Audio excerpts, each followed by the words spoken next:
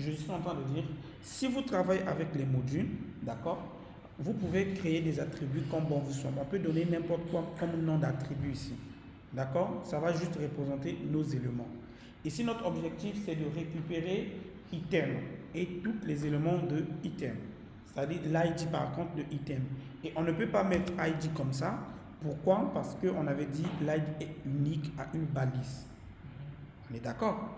Donc, dans ce cas-là, moi, ce que je vais mettre, je vais ajouter une balise, par exemple, de data-index. Data-index pour dire que ça, c'est l'index de ma balise. Ça n'a rien à voir, c'est comme ça n'a rien à voir avec un ID. C'est juste un attribut que j'ajoute pour pouvoir me permettre de pouvoir manipuler mon objet quand je vais appeler, comment vous appelez ça, la fonction edit que nous allons créer sous forme de module.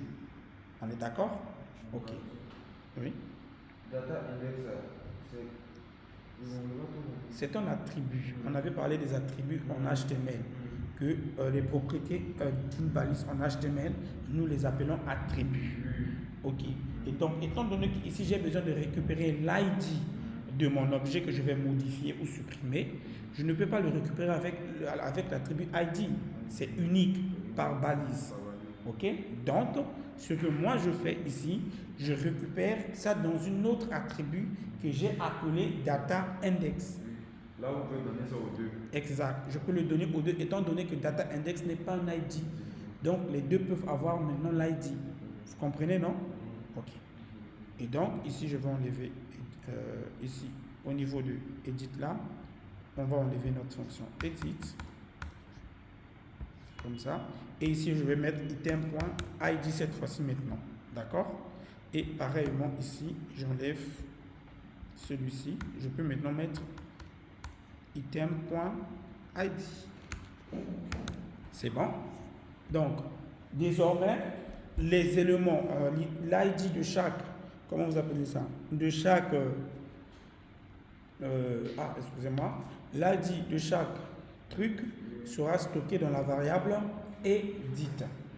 D'accord? Ça sera stocké dans la variable edit. Maintenant, j'enregistre. Ok? Je l'enregistre comme ça. On va maintenant gérer nos boutons. Donc, il me faudra créer, ici on avait add to do, qui est l'ajout. C'est bon? Maintenant, j'ai besoin de créer la modification. On est d'accord? C'est bon, les amis? Ok. Excusez-moi. Donc, déjà, je vais venir ici. Je peux le créer dans Add to Do, mais comme on avait dit pour que vous puissiez comprendre, au niveau du module ici, je vais créer un module que on va appeler Edit. Je mets comme ça. Edit to do.js. C'est bon? Et donc, on aura export const de edit to do. Et donc, edit to do ici, qu'est-ce qu'il va prendre comme add to do? Il va prendre notre table JS. Je vais venir faire copier-coller. On est d'accord? Edit to do va prendre table JS. Donc, je mets ça en commentaire ici, que vous ne puissiez pas vous embrouiller. Ici, je vais dire modifier. C'est bon? Modifier un to do. C'est une to do ou un to do, je ne sais pas trop. C'est bon? Ok, modifier une tâche. Ça, c'est modifier une tâche. Pourquoi je le place, j'emmène table JS ici? Simplement parce que quand on va finir, on doit modifier. On ne va pas modifier directement le tableau HTML. Est-ce que vous comprenez? Mais nous, ce qu'on va modifier, c'est le tableau JS et on récupère toutes les modifications du tableau JS, on l'envoie au tableau HTML. Vous comprenez? Parce que hier, on avait dit que le tableau JS stocke temporairement nos éléments. On est d'accord? C'est bon? Ok, les amis? Ok. Donc, ici, ce que je vais faire, c'est quoi? Je vais ici maintenant faire appel à quoi? Étant donné que je n'ai pas les ID, si j'avais un ID, je voulais faire directement get document get element by ID, ça passait très bien pour mon bouton. Est-ce que vous voyez? Mais je n'ai pas un ID, j'ai plutôt data index. Et data index, je ne sais pas comment est-ce que je vais récupérer l'attribut data index. Est-ce que vous comprenez? Alors, en ce moment-là, ce que je dois faire, je dois sélectionner la liste des boutons qui existent dans mon HTML. C'est-à-dire, on a vu avec vous quand on a fait le DOM au début, on doit ici sélectionner tous les boutons et ensuite, on va faire un filtre pour savoir quel est le bouton que nous sommes en train de gérer. En fait, quel est le bouton qui a été cliqué ou pas. D'accord? Donc, qu'est-ce que nous, on va faire? C'est pas difficile. Ici, je vais faire un const. Je récupère un btn égal à quoi? Est-ce que je vais faire quoi ici? Là, je vous pose la question. Vous dites que vous voulez récupérer tous les boutons. Oui. Donc, on va faire const btn, comme vous l'avez fait là. Et, pour tous les boutons, donc, au niveau du document, document, query selector all. Exact. On va récupérer le bouton dedans. Exact. Je vais venir récupérer le mot bouton.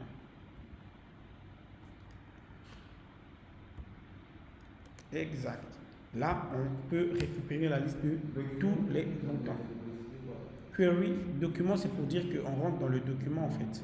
Query select pour dire on sélectionne tous les boutons, voilà, de notre HTML. On va faire console, on va voir cette photo-là, console.log de quoi? De btn. On va voir, ça doit nous donner un tableau d'objets. Ok, ça c'est juste pour voir si c'est bon, si ça marche ou pas. Donc, au niveau de notre main, on doit apporter aussi, quoi déjà? Edit, to do. Ah, ok. Voilà. Ah, ok.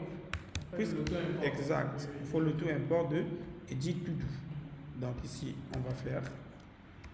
Séparer un peu. Oui. Ici. Voilà. Ok, on va dire pour modifier, c'est bon, une tâche. C'est bon, non? Ça, ici dans main.js, on appelle edit to do qui va servir de modification de la tâche. Ok? Voilà. Maintenant, je vais venir ici. Je vais retourner au niveau de index. Je vais faire sélection. Inspecter. On va voir est-ce qu'on arrive vraiment à sélectionner ce que nous on veut.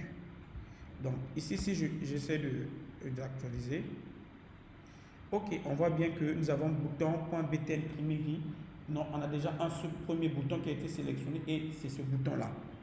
Vous voyez, non? Ce bouton a été sélectionné, c'est déjà une très bonne chose. Je vais ajouter par exemple tâche 1. Quand j'ajoute, normalement, ce deuxième bouton aussi devrait être, mais comme c'est juste à chaque fois, vous allez voir ça tout à l'heure, nous allons faire ça. Ici, il nous a déjà montré qu'on a un premier bouton qui a été sélectionné, c'est une bonne chose. D'accord? Maintenant, ce que je vais faire, je vais revenir sur Edit to Do. Je vais commencer par faire if. C'est-à-dire si les boutons existent, bien sûr. Hein. If ptn. D'abord, je commence par dire si table JS existe. C'est-à-dire que si table, parce que je ne veux pas sélectionner n'importe quoi en fait. Est-ce que vous comprenez? Je dis bien, je ne veux pas sélectionner n'importe quoi comme bouton. Je veux juste cibler les boutons au moment où, comment vous appelez ça? Au moment où table.js a bel et bien des données. D'accord? Donc je dis si table.js existe et table.js.length, donc length est supérieur à 0. Ici, qu'est-ce que je suis en train de faire? Ici, je suis en train de dire si table.js existe, ça veut dire que ça existe vraiment, et la longueur de mon tableau n'est pas vide, ça veut dire n'est pas 0. Au moins, il y a une entrée. Voilà, ça veut dire qu'il y a au moins une entrée. Alors, ce que nous voulons que tu fasses, tu récupères ça. Tu fais comme ça. D'accord? C'est-à-dire que s'il y a une entrée, voilà ce que tu vas faire. Et ici, mettons, on va dire if btn existe, comme on fait d'habitude, alors c'est bon. Donc, la première des choses, on vérifie est-ce que le tableau est vide ou pas. Si le tableau n'est pas vide, ok, il va sélectionner les boutons qu'il va trouver. Ok? Quoi? À l'écran. Mais pourquoi ça m'a mis YouTube?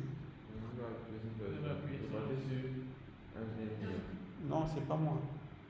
Je ne fais absolument rien du tout. C'est pas bon. Non, non. C'est gâché. Certainement, comme c'est la même télécommande. Ok, donc vous comprenez ici. Donc la première des choses, ici en test, je vais mettre ça en parenthèse. On teste si le tableau n'est pas vide et existe. C'est bon. Ensuite, ici, on fait quoi? On fait rentrer le bouton. Ensuite, ici, on va dire on teste si on a bel et bien des boutons.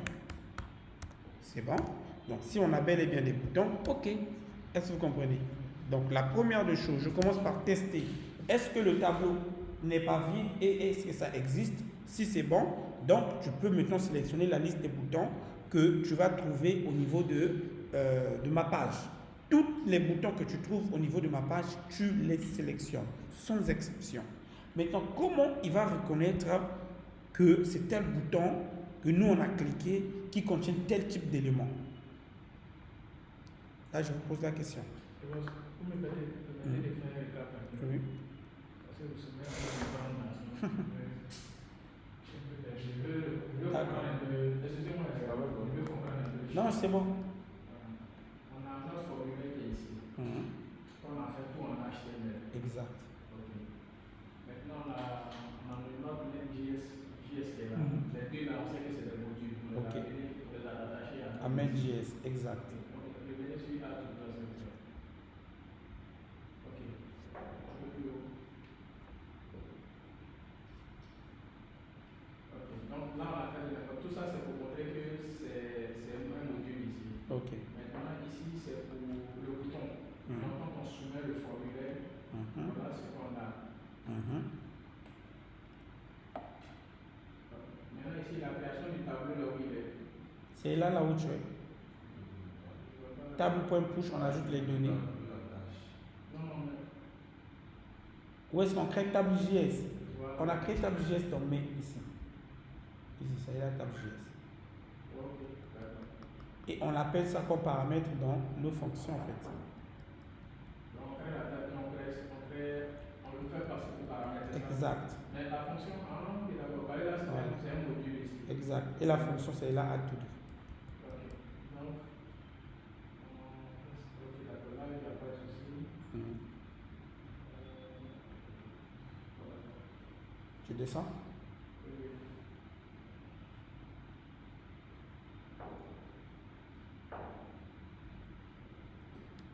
Bon, quand on va revenir, quand on va finir, on va revenir un peu sur ça.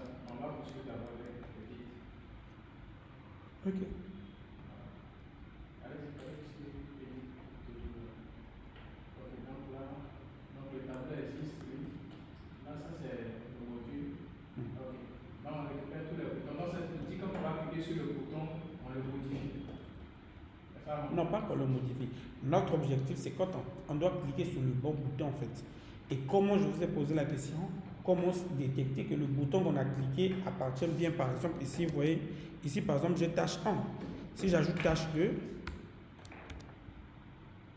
ok, comment faire en sorte que si je clique sur ce bouton, par exemple, là, tout ça, c'est modifié. On ne modifie que tâche 1 et non tâche 2. Comment est-ce que le bouton là saura que ça appartient à tâche 1, ça appartient à tâche 2? Donc, c'est ça que vous êtes en train de faire. Exact. C'est ce que je vous pose la question. Comment le détecter? Comment détecter que ce bouton-là appartient à tâche 1, ce bouton-là appartient à tâche 2? Étant donné que nous, on n'a pas les boutons n'ont pas des ID ici. Exact. Comment on fait?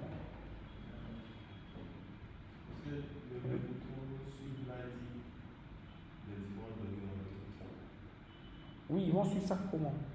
C'est ça l'objectif que je vous pose la question. La question, c'est quoi le champ? Il dit que monsieur veut que si on clique sur le. Franchement, on tâche 1 là. Si on veut modifier tâche 1 là. Si je clique ici, voilà, si je clique sur ce bouton, c'est juste pour modifier tâche 1. Si je clique sur ce bouton-là, c'est juste pour tâche 2. Mettons, comment est-ce que le bouton là je vais faire pour appeler le bouton qui est rattaché à tâche 1. En fait, c'est ça. Voilà, sans modifier tâche 2, juste le bouton rattaché à tâche 1. Comment est-ce que je le fais? C'est ça en fait la question. Oui. C'est en fonction de ce que l'utilisateur rentre. Oui, l'utilisateur a rentré les données, mais moi je rentre, je fais comment? Vous avez créé un data index, non? Exact. Exact. Ok, donc ça veut dire que si le bouton existe, donc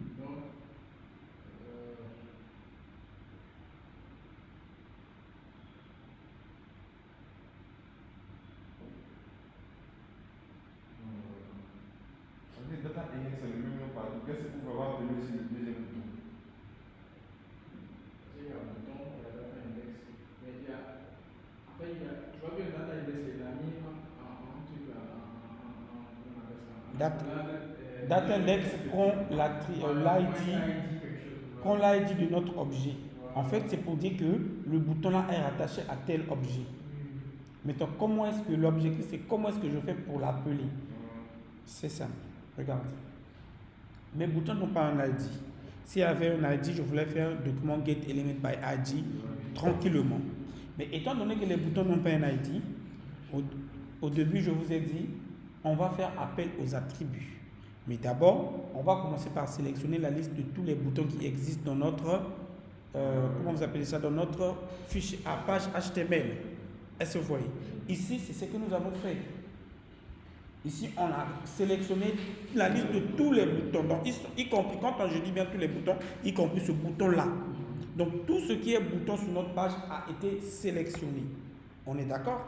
Maintenant, comment est-ce que je vais maintenant gérer que ce n'est pas ce bouton-là que je clique, mais c'est celui-ci ou bien celui-ci, et celui-ci est rattaché à celui-ci. Celui-ci est rattaché à tâche 1 grâce à Data Index qui prend son ID. Pareil pour tâche 2. Donc, moi, je dois faire appel à quoi? À Data Index. Mais pour pouvoir faire appel à Data Index, qui n'est pas un attribut normalement, il n'y a pas une méthode où on va faire document par Data Index. Est-ce que vous comprenez? En ce moment-là, je dois rattacher un écouteur d'événements à mes boutons, en fait. Je dois rattacher un clic. Je dois attendre que le bouton soit cliqué d'abord avant de pouvoir savoir quel est le bouton qui a été cliqué. Est-ce que vous comprenez? Donc, ici, ce que je dois faire, je dois attendre. Si je clique, par exemple, ici, on va tester. Est-ce que le bouton ajouter correspond bien à tâche 1 ou pas? Est-ce que vous comprenez? Or, étant donné que j'ai plusieurs boutons, c'est un tableau. Vous voyez ici que c'est un tableau. Donc, je dois parcourir la liste de mes boutons et attacher un écouteur d'événements à chaque bouton. Pour savoir que quand on cliquera sur ce bouton, ce n'est que ce bouton qui sera récupéré. Donc, ça veut dire que si on remet sur le main ici, donc on va revenir. Dans if bouton. Voilà, ça veut dire que si bouton existe, ça veut dire que s'il y a bel et bien des boutons, en ce moment-là, on va faire ceci, on va dire on parcourt les boutons, la liste des boutons. C'est bon? Pour récupérer le bouton, pour récupérer le bouton qu'il faut. C'est bon? Donc ici, pourquoi je dois parcourir? Parce que Query Selector All m'envoie toute la liste de mes boutons sous forme de tableau. Est-ce que vous comprenez? Et comme ça m'envoie les boutons sous forme de tableau, donc je dois parcourir ce tableau-là pour pouvoir récupérer juste le bouton dont j'ai besoin en fait. Est-ce que vous comprenez? Et on a fait avec vous la nouvelle méthode de ES6. On a dit c'est quoi? Je vais faire btn.forEach de item. C'est bon? Voilà. Sinon, ici on est en train de parcourir d'abord les boutons.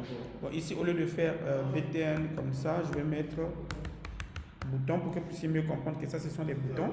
D'accord? Item est beaucoup plus réservé quand ce sont des trucs comme des objets, etc. et autres. Voilà. Exact. Donc ici maintenant je vais faire bouton.add event listener de l'événement click. D'accord? Je fais bouton.add event listener de l'événement click. Oui. Ce qu'on a modifié, c'est celui qui a été cliqué qu'il faut modifier. Exact. Parce qu'on a dit on parcourt la liste des boutons pour récupérer le bouton qu'il faut. Et donc ici, je suis en train de parcourir la liste des boutons. Ce qui fait quoi? Quand on va cliquer sur un bouton, ce qui va se passer, il va aller parcourir la liste des boutons pour savoir quel est le bouton qui a été cliqué. Et il va nous renvoyer que le bouton qui a été cliqué. Est-ce que vous comprenez? Donc, Add Event Listener qui prend bien en paramètre ceci. Oui. Le bouton qui est cliqué, mais selon la tâche. Exact. Nous, on va lui modifier. Oui, tu vas voir. Donc ici, on a parcouru le tableau, on a placé un bouton Add Event Listener, l'écouteur d'événements clic à chaque bouton. Maintenant, on va voir, on va tester un peu juste savoir quel est le bouton qui a vraiment été modifié. D'accord? Donc, je vais faire juste un console.log de bouton. C'est juste pour tester quel est le bouton qui a été récupéré pendant le clic. J'enregistre. Donc, regardez. Si je reviens ici, donc je vais actualiser. On n'a rien ne s'affiche en console parce qu'on n'a pas encore cliqué. Si je clique ici, excusez-moi, je vais venir. Tâche 1, ajouter. On voit que rien ne se passe.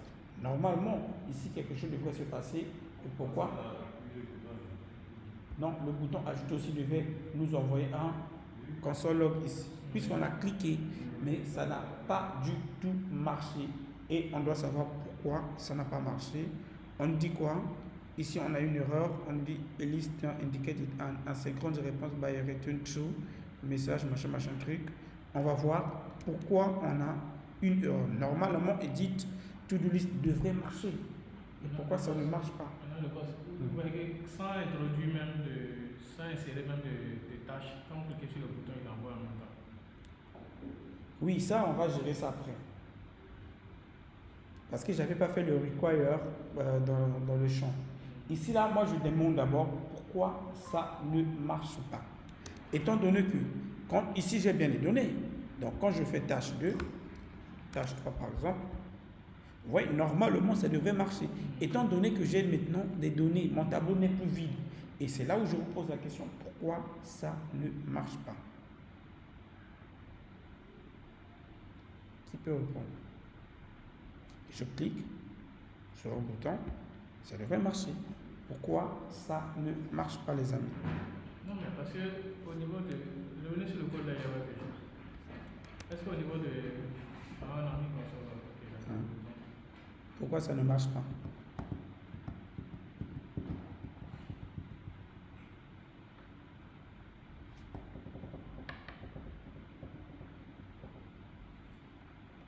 On parcourt le tableau, on parcourt la liste des boutons. Exact.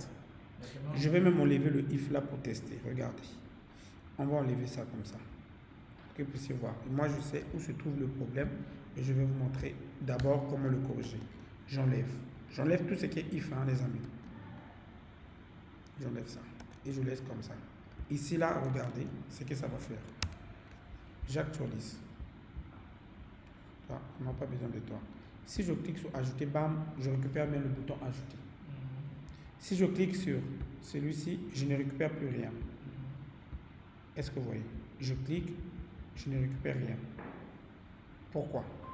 Et au contraire, quand je clique ici, c'est comme si ça m'ajoute des boutons alors que moi, je ne lui ai pas demandé de le faire. Alors, quel est le problème? D'où vient notre problème, les amis? Mais c'est comme si le bouton ajouter les boutons sont en fonctionnalité. Le bouton ajouter les boutons ont la même fonctionnalité. A reçu la même fonctionnalité comment? les deux la même chose. sont la même chose. Au lieu qu'ils ajoutent. Là-bas, il y a des différences dans les boutons. Exact. C'est comme s'ils ajoutent la même chose. Parce qu'on n'a pas précisé le type d'abord de bouton. Dans notre fonction add to do, ici on a juste mis bouton comme ça. Vous devrez préciser toujours que toi tu es de type, comment on va appeler ça? Tu es de type, non pas submit, puisque ça c'est pas un bouton submit. Voilà, tu es de type bouton, button. Ok, ça c'est juste pour modifier. Et pareil ici, vous précisez bien les types. Puisque l'autre était submit, ici ce n'est plus submit. D'accord? Et si vous voulez faire le require là, vous devrez simplement au niveau ici ajouter l'attribut required, comme ça. C'est bon pour dire que c'est un champ requis. On ne peut pas ajouter si le champ n'est pas requis du tout. On est d'accord? Donc, ici, vous voyez que quand je fais, ça me demande maintenant d'ajouter. Mais ici, ça me montre que mon bouton a bel et bien été cliqué. Est-ce que vous voyez? Maintenant, si je fais FF et que je clique sur... Attendez. Je clique sur ajouter. Ici, c'est bon. Maintenant, si je clique à nouveau ici, vous voyez que ça ne marche plus. Pourquoi? Parce que j'ai bien précisé que toi, tu n'es pas de type submit, mais tu n'es que de type bouton.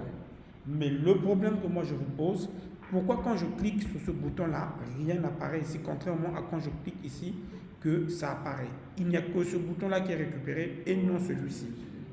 Pourquoi?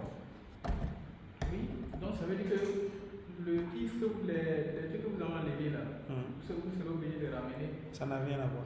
Ça n'a rien à voir. Mais vous dites qu'on devait mettre un écouteur d'événement fixable. Exact. Mais quand on fait on applique un écouteur d'événement sur ça, c'est pour écouter les boutons en fait. Exact. Mais quand on va écouter les boutons, c'est les boutons de type bouton qu'on va écouter. Non, c'est le bouton même, la balise bouton. C'est la balise bouton même. Exact. Donc, normalement, ça, étant donné qu'ils sont des boutons, quand je clique, ça devait afficher. Parce que quand je clique sur ce bouton-là, tu vois, ça marche bien, ça me montre bien que ce bouton ajouter a été cliqué. Mais pourquoi ici, ça ne marche pas? C'est ça que je veux que vous puissiez comprendre.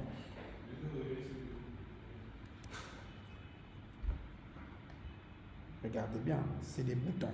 Vous voyez? Pareil avec celui-ci. Tous sont des boutons. Alors là, je vous pose la question, pourquoi?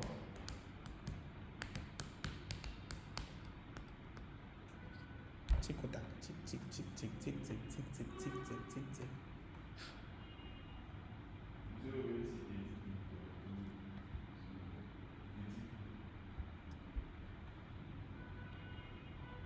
Tic tic tic tic tic tic tic tic. Je vous attends. Exact. Mais ici, on est en train de parcourir, mais rien ne s'affiche quand on clique sur les autres boutons, sauf lorsqu'on on clique sur ajouter. En fait, je vais vous expliquer. La fonction edit, on l'appelle dans main.js. On est d'accord? Or, qu'est-ce qui se passe avec la fonction edit quand on appelle sur main.js? Il exécute cette fonction dès le départ, dès que la page lance. Je l'ai laissé exprès pour vous montrer. Dès que la page lance, dès qu'on lance notre page, automatiquement la fonction edit se met en exécution. Or, ce n'est pas une fonction continue. Une fois que ça a exécuté, il s'arrête par là. Est-ce que vous voyez? Donc, ce qui fait que pour lui, il ne reconnaît qu'un seul bouton, qui est le bouton ajouter, qu'il a vu en premier lieu. Les autres boutons que nous sommes en train d'ajouter là, ce sont des boutons dynamiques. On les ajoute que lorsque on ajoute une tâche. C'est là où on crée ces boutons-là. Est-ce que vous comprenez? Donc, ce sont des boutons dynamiques. Et donc, Edit n'a pas connaissance de ces boutons-là. Pourquoi? Parce que Edit a été exécuté avant que ces boutons ne soient créés. Vous comprenez maintenant? C'est écrit dans le passage du paramètre, on enlève tableau JS. Ça n'a rien à voir avec même enlever tableau JS. Je suis en train de vous expliquer. C'est comme si, je prends un exemple très simple. C'est comme si toi tu viens ici à Go My Code avant tout le monde. Est-ce que vous comprenez? Si je prends un exemple très basique, on met ici à manger. On dit que ça est réservé aux gars qui arrivent. Donc celui qui arrive prend à manger, il mange. On est d'accord? Et donc toi tu arrives en premier lieu. Tu vas faire quoi? Tu vas manger. Et si tu es trop gourmand, tu finis à manger. Donc tous ceux qui viendront avant toi n'auront plus à manger. Puisque toi tu as déjà tout mangé. Et c'est exactement ce qui fait aussi notre fonction edit. Étant donné que dès qu'on lance la page, il se charge. Il va voir, j'ai déjà un bouton il y a un bouton qui existe. Donc il récupère ce bouton-là, il le stocke. Est-ce que vous comprenez? Ce qui fait que les autres boutons qui viennent, lui, il ne les reconnaît pas parce qu'il n'est pas exécuté au moment où les boutons-là sont créés. Il est exécuté avant que ces boutons-là soient créés. Vous Vous comprenez maintenant? Donc, ce que nous, on doit faire, ce n'est pas de l'exécuter avant, mais c'est de l'exécuter après la création de chaque tâche. C'est-à-dire, une fois que la tâche est créée, on exécute edit. Une fois que la tâche est créée, on exécute edit. Pour qu'il puisse rester à la surveillance des boutons qui s'ajoutent de façon dynamique. Là, maintenant, vous comprenez? Ce qui fait que edit n'a pas sa place ici.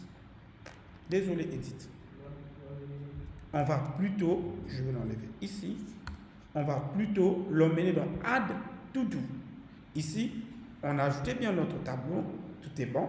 On a fini d'ajouter le tableau. À la fin, ici, on doit exécuter Edit. Comme ça. Est-ce que vous comprenez? On exécute Edit ici. Pourquoi? Parce qu'il va rester à l'écoute des nouvelles entrées.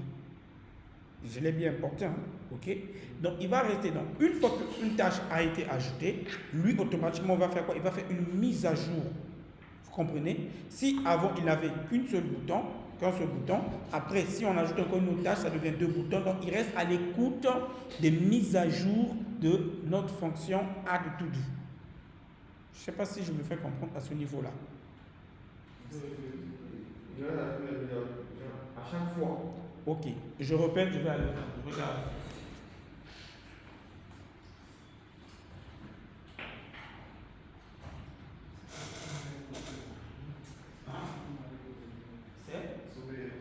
Aujourd'hui, tu n'as pas pris de café.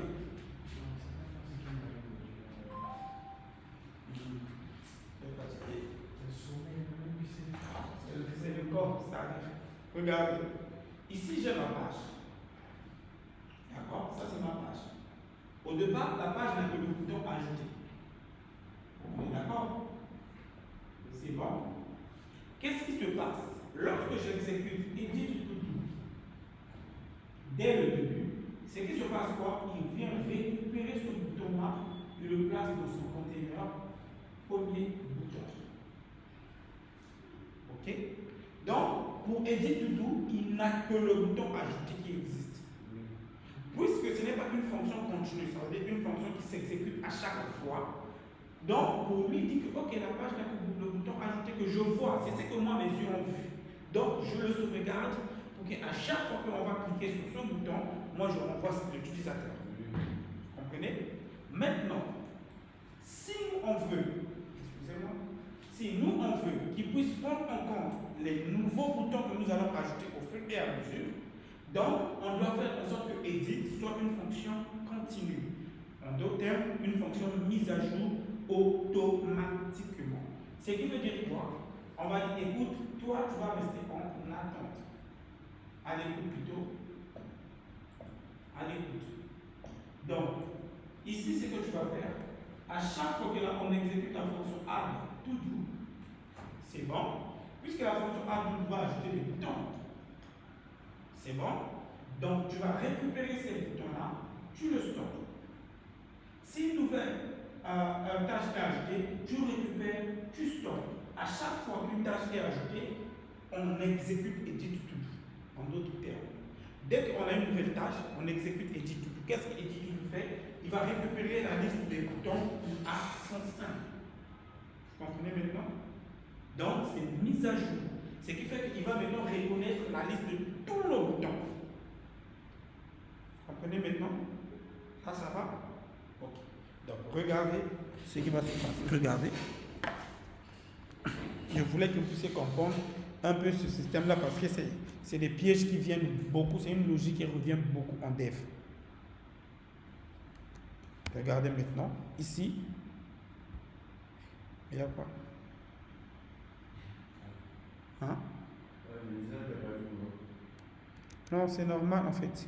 Il a exporté Edit To Do sur.js. Comme il n'y avait pas .js à la fin. Ok, donc ici, regardez, je vais ajouter tâche 1. D'accord? Je fais ajouter. On n'a rien qui se passe.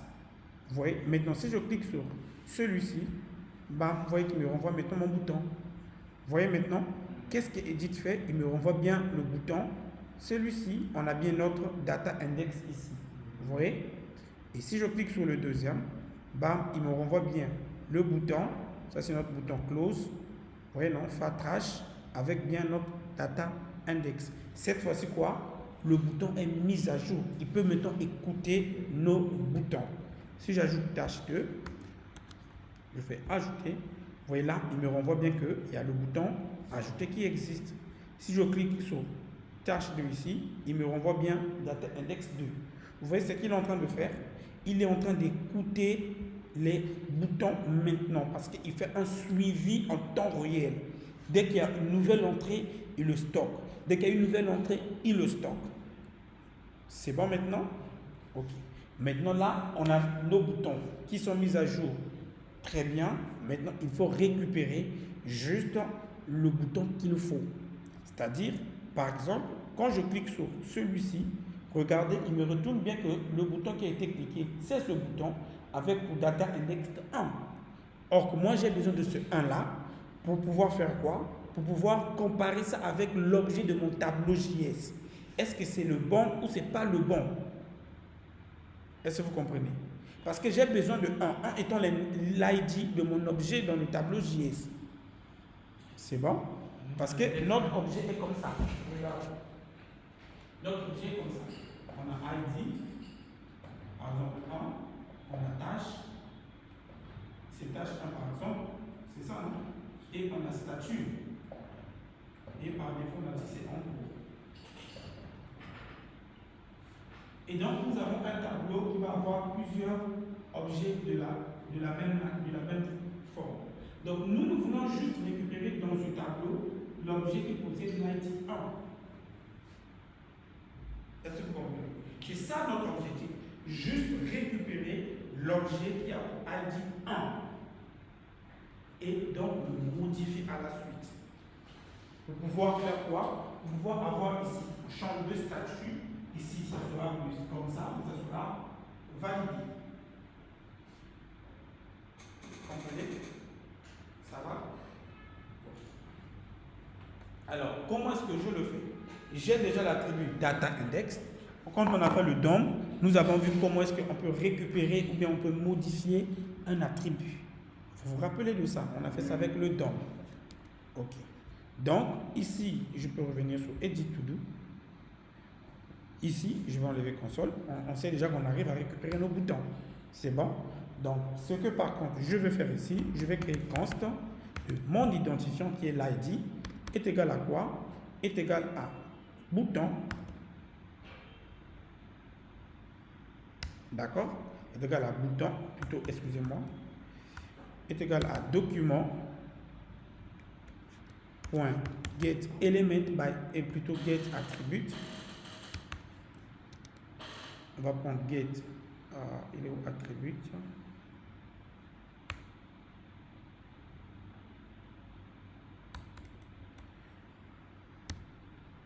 C'est où get attribute en question? Je ne vois pas ça. Get attribute, get attribute. Je ne sais pas pourquoi ça ne sort pas.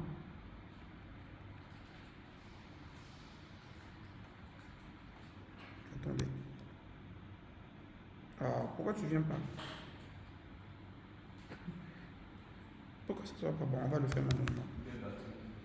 Je ne sais pas pourquoi ça ne vient pas. Non, set attribute, get attribute, c'est la même chose en fait. Mais ça ne vient pas dans l'autocomplétion, je ne sais pas pourquoi. Je ne vais pas écrire ça avec erreur en fait.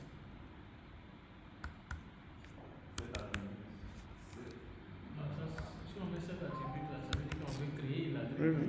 Cet attribut, c'est pour créer l'attribut. Nous, notre objectif, c'est document.get attribute. Je ne sais pas pourquoi ça ne sort pas, mais on va écrire quand même attribute. Je crois que c'est comme ça. Hein? Bon, excusez-moi, on va aller récupérer ça sur GPT rapidement. D'accord? Pour voir si j'écris mal ou pas. Parce que je ne sais pas pourquoi ça. Est-ce que ça existe? Oui. C'est moi qui écris mal en fait. Normalement, ça devait faire dans l'autocomplétion. Je ne sais pas pourquoi. Attendez, on va demander ça à GPT. Il va nous dire si c'est bon ou c'est pas bon. Si c'est get attribute, on va payer à la fin. Tu dis, voilà, c'est ça. Get attribute. On va payer à la fin. Il semble que vous avez fait plus que Oui, oui, ça c'est normal parce que je n'ai pas fait le E à la fin. C'est get attribute. Mais ça devait sortir en fait. Oui, normalement. Mais je ne sais pas pourquoi c'est pas sorti. Oui, ça accepte. Non, c'est pas accepté. Ça n'a rien à voir avec accepter. Moi, je parle de l'autocomplétion. Voilà. Donc, on va faire de bouton. C'est l'autocomplétion qui ne sortait pas. Donc, on va faire ici get attribute plutôt, excusez-moi. On va dire get attribute de quoi? Puisqu'on a cliqué sur le bouton, on va dire est égal à. Exact. On va le faire rapidement ici. C'est data index. Mais ici, c'est pas document, c'est bouton. Ah, voilà, je comprends pourquoi ça ne sortait pas en fait. Ah, excusez-moi, c'est moi qui ai fait une erreur. C'est notre bouton, puisque c'est l'attribut du bouton qu'on veut récupérer en fait. Point get attribute. Vous voyez, non? C'est moi qui faisais une erreur. Voilà, donc ici, je vais faire copier-coller. Il n'y a pas que monsieur. Il n'y a pas que monsieur. Comment on appelle ça? Monsieur Serge qui a sommeil. La fatigue nous englobe nous tous. Donc ici on récupère. Donc qu'est-ce que je fais? Je récupère ici la valeur de l'attribut data index et je le stocke dans ID. Est-ce que vous voyez? Et on va tester pour voir si ça marche. N'oubliez pas de toujours tester avant d'avancer. Ça vous aide à éviter les erreurs futures. Est-ce que vous comprenez? Moi, c'est ce que je fais. Quand je fais un peu, je teste. Est-ce que c'est la bonne chose que je veux? Est-ce que? C'est pourquoi console log est votre camarade. Voilà. On va juste consolider l'ID pour voir si on récupère bien 1 ou 2 ou 3 ou 4. Vous comprenez, non? Oui. Ici, il y a le console log, on appelle forcément dans le. Il n'y a pas la B. Non, c'est ici. Là où vous êtes en train de vouloir tester la chose, c'est là où vous l'appelez en fait. Ok? Voilà. On va voir est-ce qu'on arrive bien à récupérer 1, 2, 3, etc. Et donc, si je reviens ici, je vais ajouter une tâche. Ajouter. Si je clique sur celui-ci, ok, j'arrive bien à récupérer 1. Vous voyez, non? Je vais ajouter tâche 2. Si j'ajoute, si je clique sur celui-ci, j'arrive bien à récupérer tâche 2. Vous voyez que c'est bon. J'arrive bien à récupérer mes tâches. Si je clique, j'ai tâche 1, j'ai tâche 2. Au fur et à mesure, d'accord, mon ID est bel et bien récupéré. Comme j'ai l'ID de chaque objet ici, je peux facilement maintenant gérer ça. Vous comprenez? Ici, j'ai bien récupéré l'ID de l'objet, donc je peux facilement gérer la suite. Et comment est-ce que je vais gérer la suite? Excusez-moi. Oui. Vous avez appelé ID de là-bas. Tu sais, c'est ça qui équivaut à data index. Exact. Mais alors qu'initialement, il a déjà un identifiant, non? Oui, en fait, je vais expliquer. Chaque objet a un identifiant. Et nous, on veut parcourir le tableau pour modifier uniquement de cet objet qui par exemple 1, qui correspond peut-être à l'ID de celui-ci. Voilà, en fait, c'est ce que je veux dire. C'est comme si maintenant, quand vous avez appelé ça aussi identifiant. Oui, ici j'ai mis ID pour dire que c'est l'ID qu'il faut. C'est-à-dire que chaque objet doit avoir un identifiant. Un ID. Oui, je comprends ce que vous dites. Au niveau du code là. Au niveau du codage là. C'est comme s'il y a deux idées en fait. Non, il n'y a qu'un seul ID. Regarde, au niveau de mon code, lorsque j'ajoute l'élément ici, je lui donne un ID. C'est-à-dire, je dis que quand tu vas ajouter l'élément dans le tableau JS, tu dois lui donner un identifiant. Parce que j'aurai besoin de cet identifiant, cela pour faire la recherche. Oui. Donc, si on met la première tâche, il a l'identifiant 1. Oui. La deuxième tâche aura l'identifiant 2. Oui. Maintenant, quand on va vouloir supprimer là, quand on va vouloir modifier là, revenez sur le code de edit tout là. Vous avez vu que vous avez const ID égale bouton égale. Exact. Maintenant, le const ID que j'ai mis ici, c'est en fait, je prends un exemple. C'est comme si je récupère la clé. Un exemple très simple. C'est comme si toi, tu m'as donné la clé de ta maison pour aller chez toi en fait. Donc le ID, le const ici, ce ID là que j'ai créé ici, il récupère ce que nous on a mis dans le data index qui correspond à l'ID d'un objet dans le tableau JS. Oui, c'est ça. Ok? Cela ne fait pas de nous deux ID. Non. Mais ici on a juste récupéré Parce que ça va nous permettre, on va maintenant dire, ok, comme on a l'ID, on a une identifiant, maintenant voyons voir dans notre tableau JS, est-ce qu'on a bel et bien un objet qui possède cet identifiant-là? Parce que c'est cet objet-là que nous, on doit modifier. Tu comprends maintenant? Parce que ici, c'est une variable, là, c'est une constante. Exact, tu as tout compris. Parce que ici, là, c'est la propriété de l'objet. Voilà, voilà. Donc, nous, on a besoin, mais on ne peut pas le rechercher si on ne le connaît pas. Est-ce que vous comprenez? Donc, ici, on le récupère grâce à Data Index. Et maintenant, une fois qu'on a récupéré un ID, maintenant, on doit rentrer dans le tableau que nous allons faire tout à l'heure pour voir est-ce qu'on a bel et bien un objet dans le tableau qui a pour ID celui-ci. Donc, ça veut dire que le ID qui est là, on peut changer de nom. Oui, mais tu peux changer ce que tu veux. En fait, c'est ce que je voulais, c'est ça. Ici, tu peux même donner tâche ID, ID. Voilà, tu peux même écrire identifiant. Au moins, ce que vous devez rester dans la tête, c'est que ça correspond à l'identifiant d'ici. Voilà, c'est pas la même chose en fait. Voilà. Parce que quand on va faire, je veux dire, c'est pas le même type c'est pas le même type de données. Là, c'est une variable en fait. Oui, oui, ici, c'est une variable. Le soit identifié, le soit data index. Exact. Oui, Qui correspond à l'identifiant de l'objet. D'accord? Ok. Donc, je vais mettre ça même en commentaire. Ici, on va dire on récupère l'ID de l'objet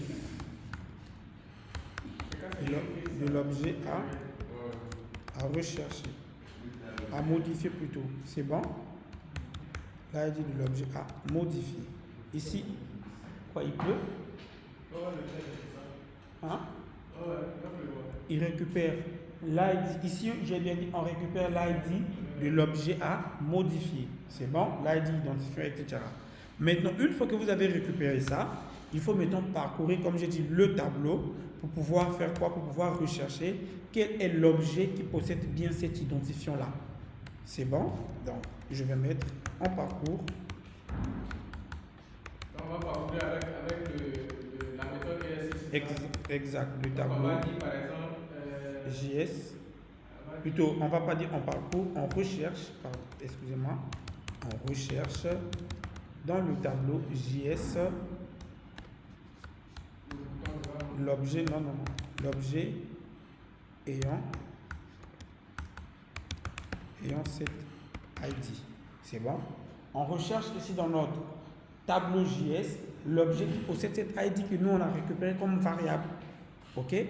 Maintenant en ES6, si on était dans ce qu'on faisait avant, on faisait notre for of item machin truc, ou bien on faisait for avec index inférieur à 0 comme on fait. Mais avec ES6, vous avez une fonction qui vous permet de pouvoir rechercher, ok, un élément donné, un objet dans votre tableau. Est-ce que vous comprenez? Et donc, pour pouvoir faire ça, ce que nous on va faire, on a bien table JS ici, hein? Donc on va dire table JS point. Cette fois-ci, on ne va pas faire for each, parce que for each permet de parcourir le tableau de façon générale. Ok? Mais par contre, on va faire find. La méthode find, ce qui veut dire trouve. Est-ce que vous comprenez? On va dire table.js.find. Mais, les amis, quand vous allez faire ça, la méthode find va vous retourner l'objet. Donc, pour que vous puissiez récupérer, modifier cet objet, vous devez le stocker temporairement dans une variable. Ce que nous allons faire, c'est const. D'accord? Faites d'abord const. Par exemple, le objet, ici, je mets ça comme ça pour qu'on puisse mieux comprendre, est égal à quoi? Est égal à table.js.find. Qu'est-ce qui va se passer? Le résultat de find sera stocké dans objet ici. Vous comprenez?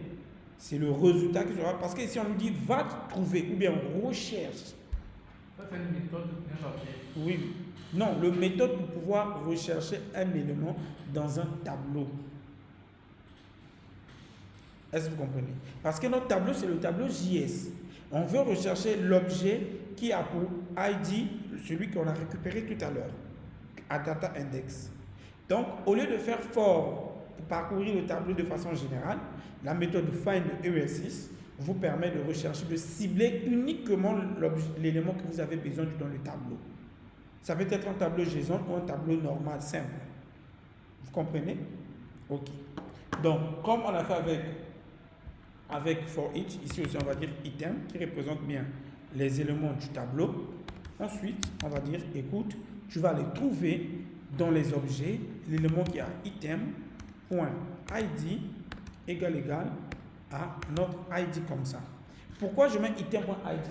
Regardez, dans notre objet, on a bien ID, la propriété ID. Donc ici, je lui dis, ici c'est ce que je fais, je suis en train de dire, tu vas entrer dans l'objet du tableau, pendant que tu es en train de parcourir le tableau, tu vas rechercher uniquement l'élément qui a l'ID, donc l'ID correspond à cet ID.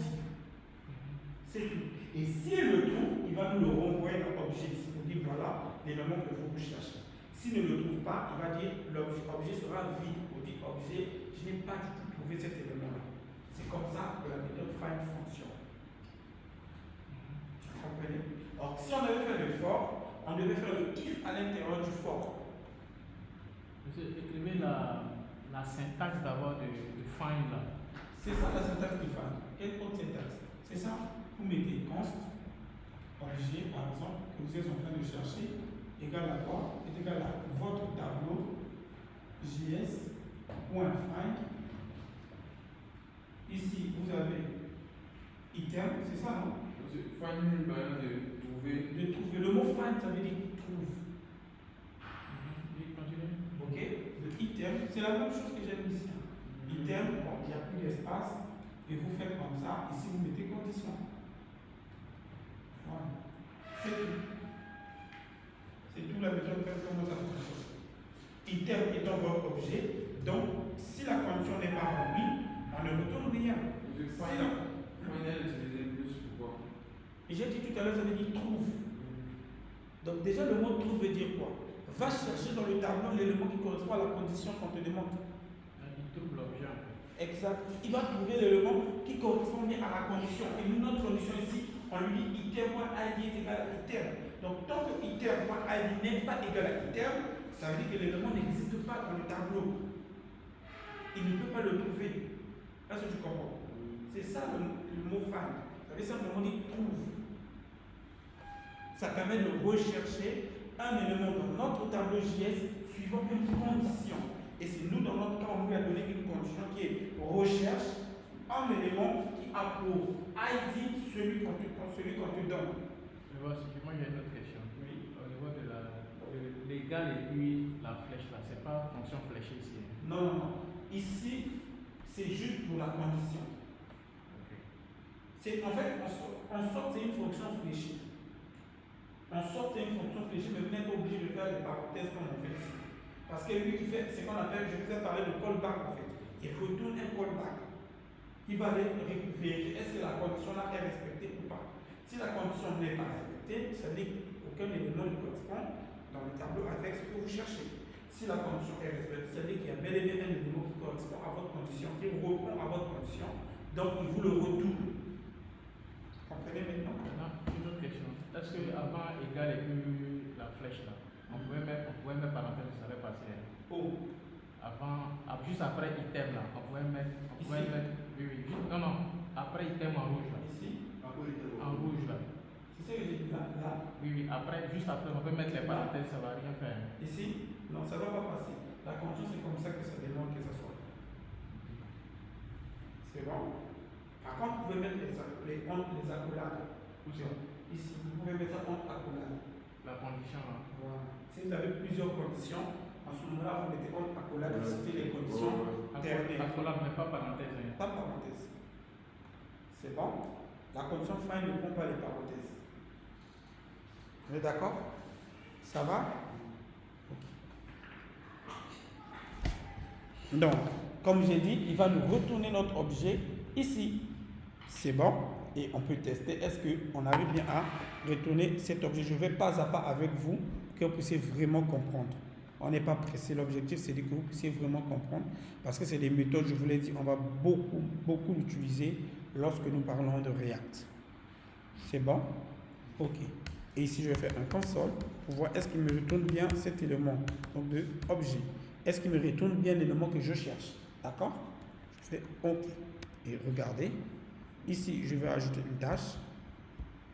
Tâche 1, ajouter. Je vais ajouter une deuxième tâche.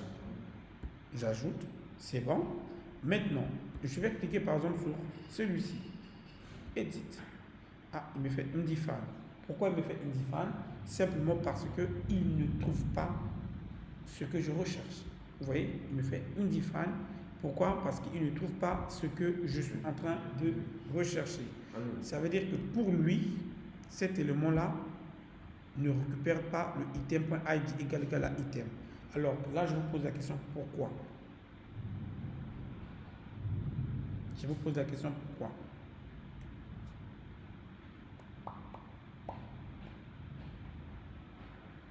Pourquoi? Pourquoi l'objet est vide alors qu'on a bel et bien item là-bas? Le boss, c'est le bouton qu'on vise en fait. Oui, oui. Donc pourquoi parcourir tout le tableau JS et puis trouver l'enfant? C'est pas mieux qu'on mette à la place de table JS que vous avez mis là, c'est pas mieux de mettre bouton? Non, table JS, c'est ça qui contient tous les objets. Nous, en fait, on ne vise pas le bouton, on vise l'objet même. Et l'objet se trouve où? Ça se trouve dans table.js, plutôt dans table.js. Donc, c'est table.js qu'on doit parcourir pour trouver notre objet. Le bouton nous a juste servi pour récupérer data index. Est-ce que vous comprenez? Parce que c'est data index qui possède bien l'identifiant qui correspond aux éléments de notre tableau. Mais maintenant, ici, on a bien récupéré data index, on a testé, vous avez vu qu'on récupérait bien l'élément. Mais pourquoi ici, quand on fait find, ça ne nous retourne rien? Ça nous retourne une define pour dire que je ne trouve pas ce que tu cherches. Pourquoi? On avait fait ça une fois avec vous ici, quand on avait fait la boucle fort. Depuis le tout début, je vous avais parlé de ça. C'est simple. Écoutez, item.id peut être un string, on ne sait pas. ID aussi, on peut nous retourner un string dont on ne sait pas. Donc, on avait fait ça avec vous. Pour pouvoir s'assurer que les deux sont bel et bien des nombres, on les convertit en number. On avait fait ça, vous vous rappelez. Donc, ici, ce que moi je vais faire, c'est de faire ceci. Number, ceci.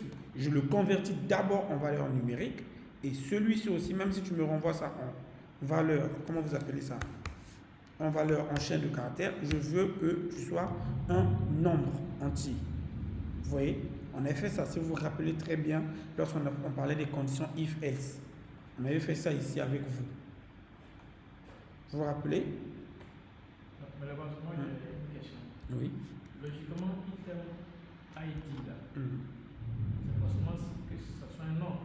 Non, ce n'est pas forcément. Étant donné que nous, on est en train de renvoyer le tableau, on ne sait pas, le tableau peut lui donner type chaîne de caractères. Donc, pour éviter de tomber dans cette erreur-là, c'est mieux de se rassurer que les deux sont bel et bien des nombres. Étant donné que c'est les 1, 2, 3, 4, 5, ça peut venir 1, mais sous forme de chaîne de caractères, on ne sait pas. Donc, comme on sait déjà que même si c'est une chaîne de caractères, on sait dans notre texte que c'est un nombre, on force ça à être un nombre vraiment, vraiment.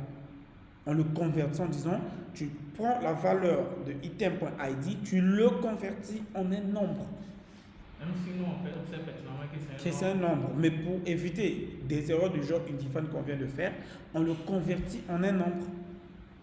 Pour s'assurer qu'on fait bel et bien un test.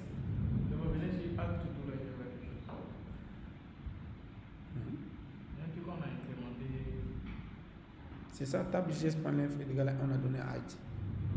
Donc c'est que dans ce cas-là, c'était pour éviter, c'était de mettre nombre ici, non? Si on mettait nombre, et puis en parenthèse, tout ce truc-là, bloc-là, ça va passer. Tu dis?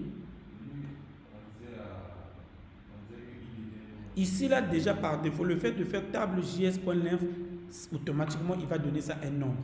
Mais comme je vous ai dit, il faut apprendre à éviter des erreurs. Parce que vous voyez que data index nous renvoie 1. On ne sait pas le 1 que data index nous renvoie, si il le renvoie sous forme de chaîne de caractères ou bien sous forme de nombre. Est-ce que vous comprenez? Donc, pour pouvoir éviter cette erreur-là, c'est mieux de se préparer pour dire, écoute, tu es un nombre. Que tu le veuilles ou pas, tu es un nombre. Vous comprenez, non? C'est pour éviter des erreurs. Sauf si ce que vous étiez en train de rechercher n'était pas des nombres. Là, on n'avait pas besoin de faire number. Parce que si, imaginez, je vais prendre un exemple.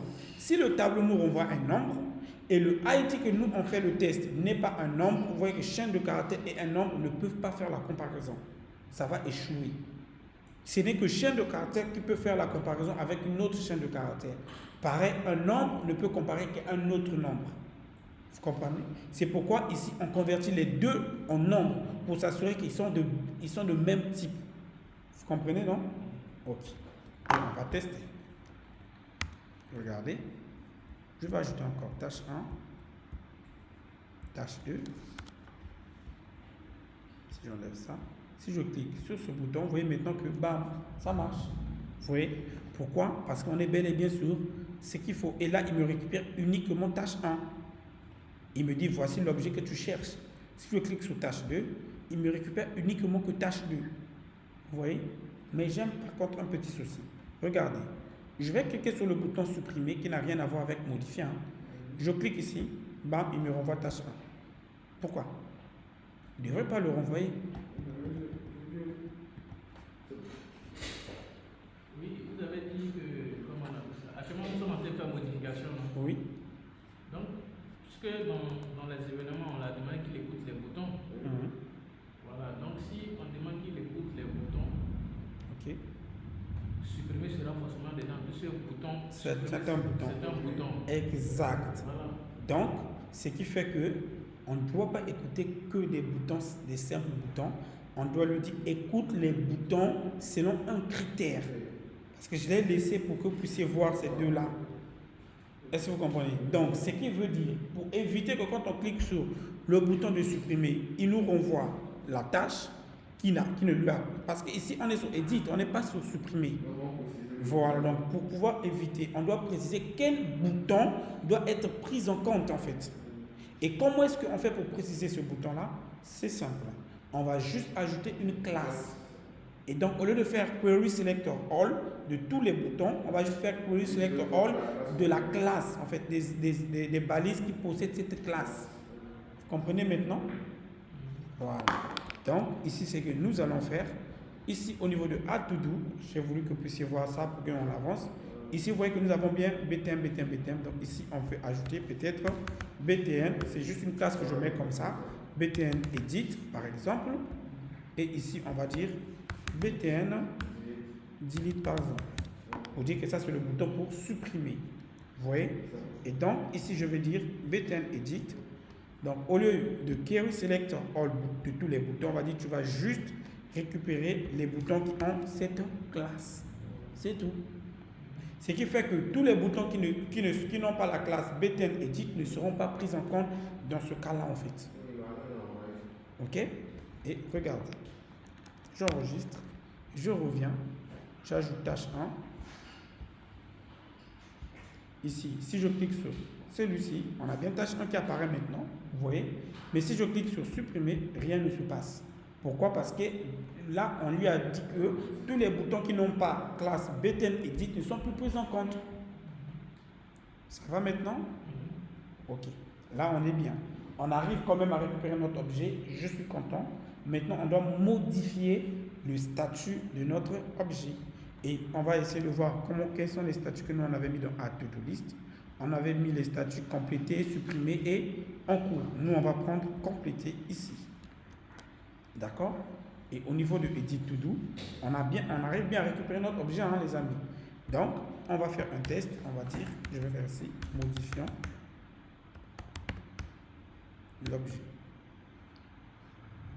La tâche. Trouver. C'est bon, non? C'est une tâche qui a été trouvée. Donc, if objet. Ici, pourquoi je mets if objet? C'est pour éviter une erreur. Au cas où si objet est égal à undefined, je dois éviter une erreur. Est-ce que vous comprenez? Parce que vous voyez qu'au cas où si on n'a pas trouvé, ça va nous renvoyer undefined. Et on ne peut pas modifier un objet undefined, ça va générer une erreur. Donc pour pouvoir éviter, on doit s'assurer que l'élément existe bel et bien, ce n'est pas undefined. Vous comprenez?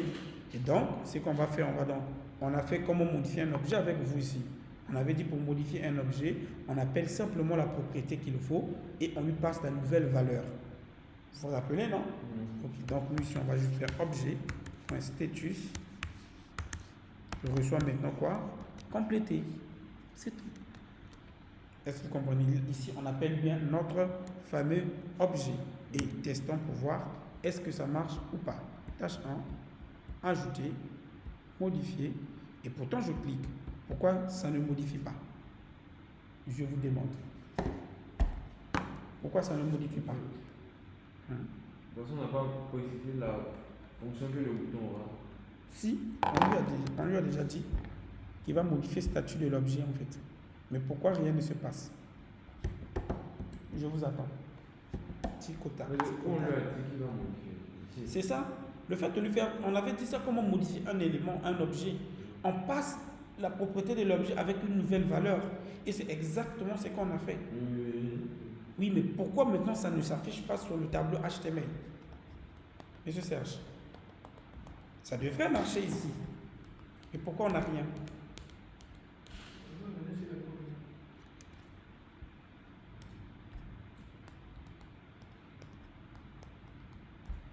Si vous avez bien compris depuis le début, là, ça sera facile pour vous.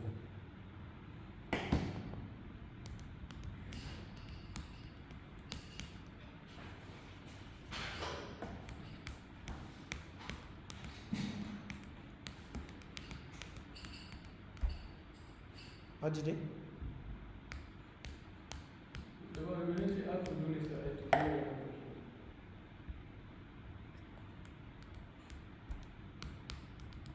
Je remonte?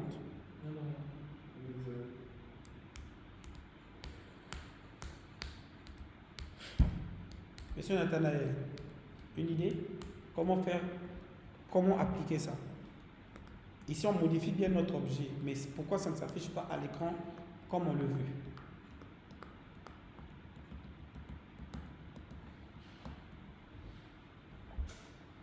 De même, nous allons faire la persistance des données.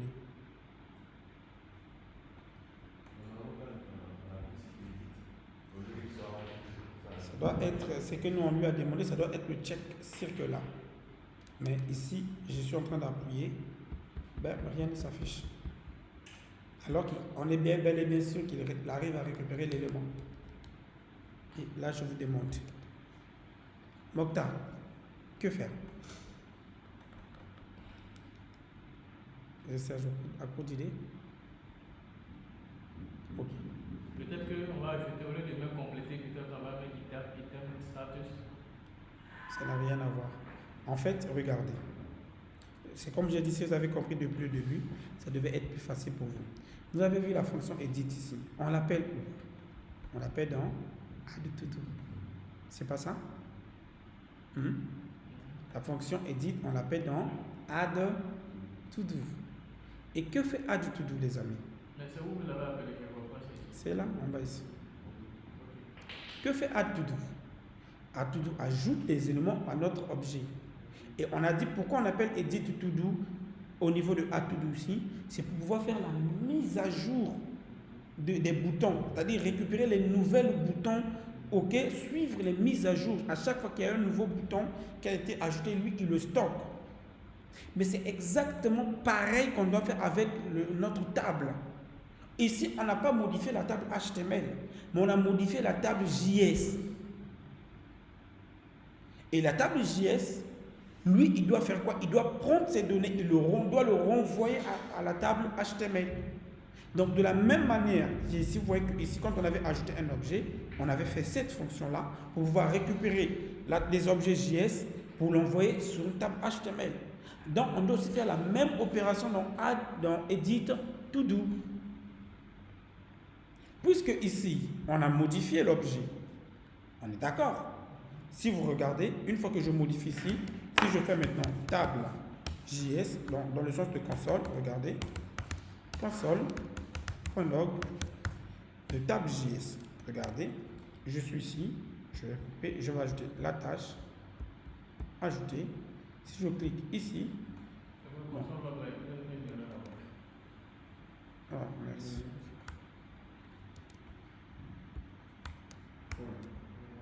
Ok, je vais le mettre directement ici pour éviter une erreur future encore. Ici, j'ajoute ma tâche. Si je clique sur Edit, regardez, j'ai bien mon tableau qui revient, mais cette fois-ci, la tâche devient complétée. Mais qu'est-ce qui se passe? Ce n'est que le tableau JS qui est modifié et non le tableau HTML. Or, le tableau HTML, pour être modifié, il faut qu'on lui donne le contenu du tableau JS. Comme on a fait avec Add to Do. Parce que lorsqu'on a fait Add to Do, regardez, dans Add to Do, ici, en premier abord, on stocke les éléments dans le tableau JS. C'est pas ça. Une fois qu'on a fini de stocker les éléments dans le tableau JS, on affiche ça maintenant. On a d'abord stocké en JS, ensuite on l'affiche. C'est exactement ce qui doit se passer aussi avec Edit. On modifie le tableau JS, ensuite le contenu qui a été modifié, on l'affiche. Vous comprenez maintenant? Ou toujours rien? Monsieur Nathanaël? Ok, là je vais être au tableau. Regarde.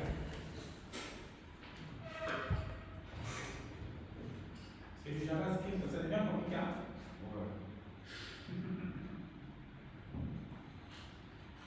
On a été juste du front-end, on n'a même pas encore fait le back-end. Front-end, c'est comment ça changer un peu de position. Regardez. Ici, nous avons notre page. C'est bon. Nous avons notre fameux bouton ajouter, machin. Et ici, nous avons la liste de nos tâches que nous sommes en train d'ajouter. C'est bon? Ok. À chaque fois que nous on ajoute ici, on ajoute une tâche ici. Qu'est-ce qu'on fait? Ici, on a notre tableau JS. Ça, c'est notre tableau JS. Ok? Lorsque nous cliquons ici, qu'est-ce que ça fait? La fonction A2 vient ajouter quoi? Un élément à JS. C'est pas ça?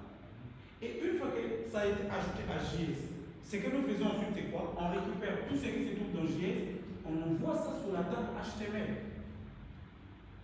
Parce que la table HTML, lui, il attend les données du tableau JS. On est d'accord? Ok. Maintenant, ici, nous avons les boutons. Edit, machin truc. Ici, je clique pour modifier. Edit.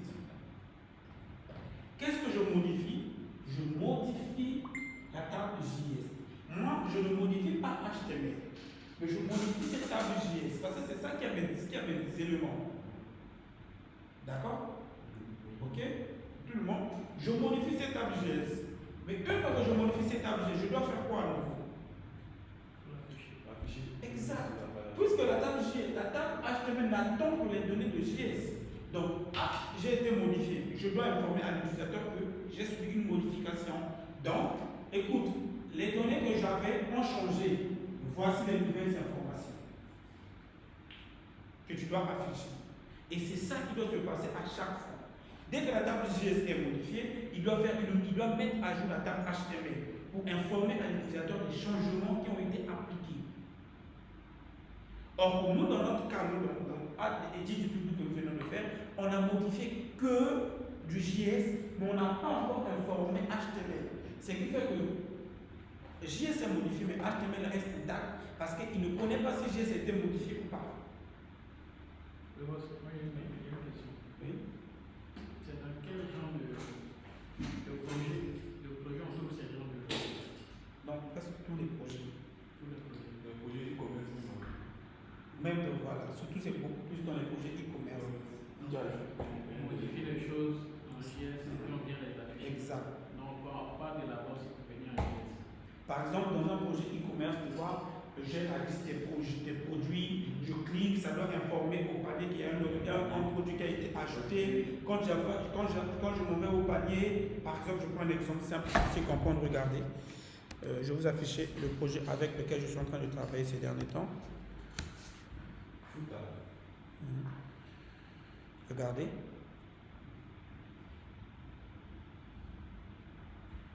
Par exemple, là, ça c'est mon panier. Tu vois, quand je clique ici, on me dit aucun article dans votre panier pour le moment. C'est bon parce qu'il a vérifié dans mon table JS, il voit qu'il n'y a rien.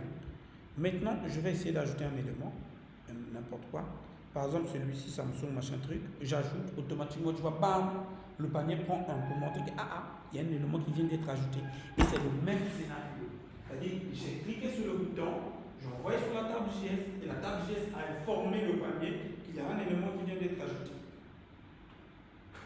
Tu comprends? Maintenant, quand je viens ici, Je peux cliquer, bam, il m'affiche maintenant voici l'élément qui a été ajouté. Est-ce que tu vois? Si je fais supprimer ici, je le retire, bam, il me dit il n'y a plus d'élément. Qu'est-ce qui s'est passé? Lorsque j'ai cliqué sur le bouton supprimer, j'ai modifié table.js et table.js a informé au panier que je n'ai plus rien en fait à afficher.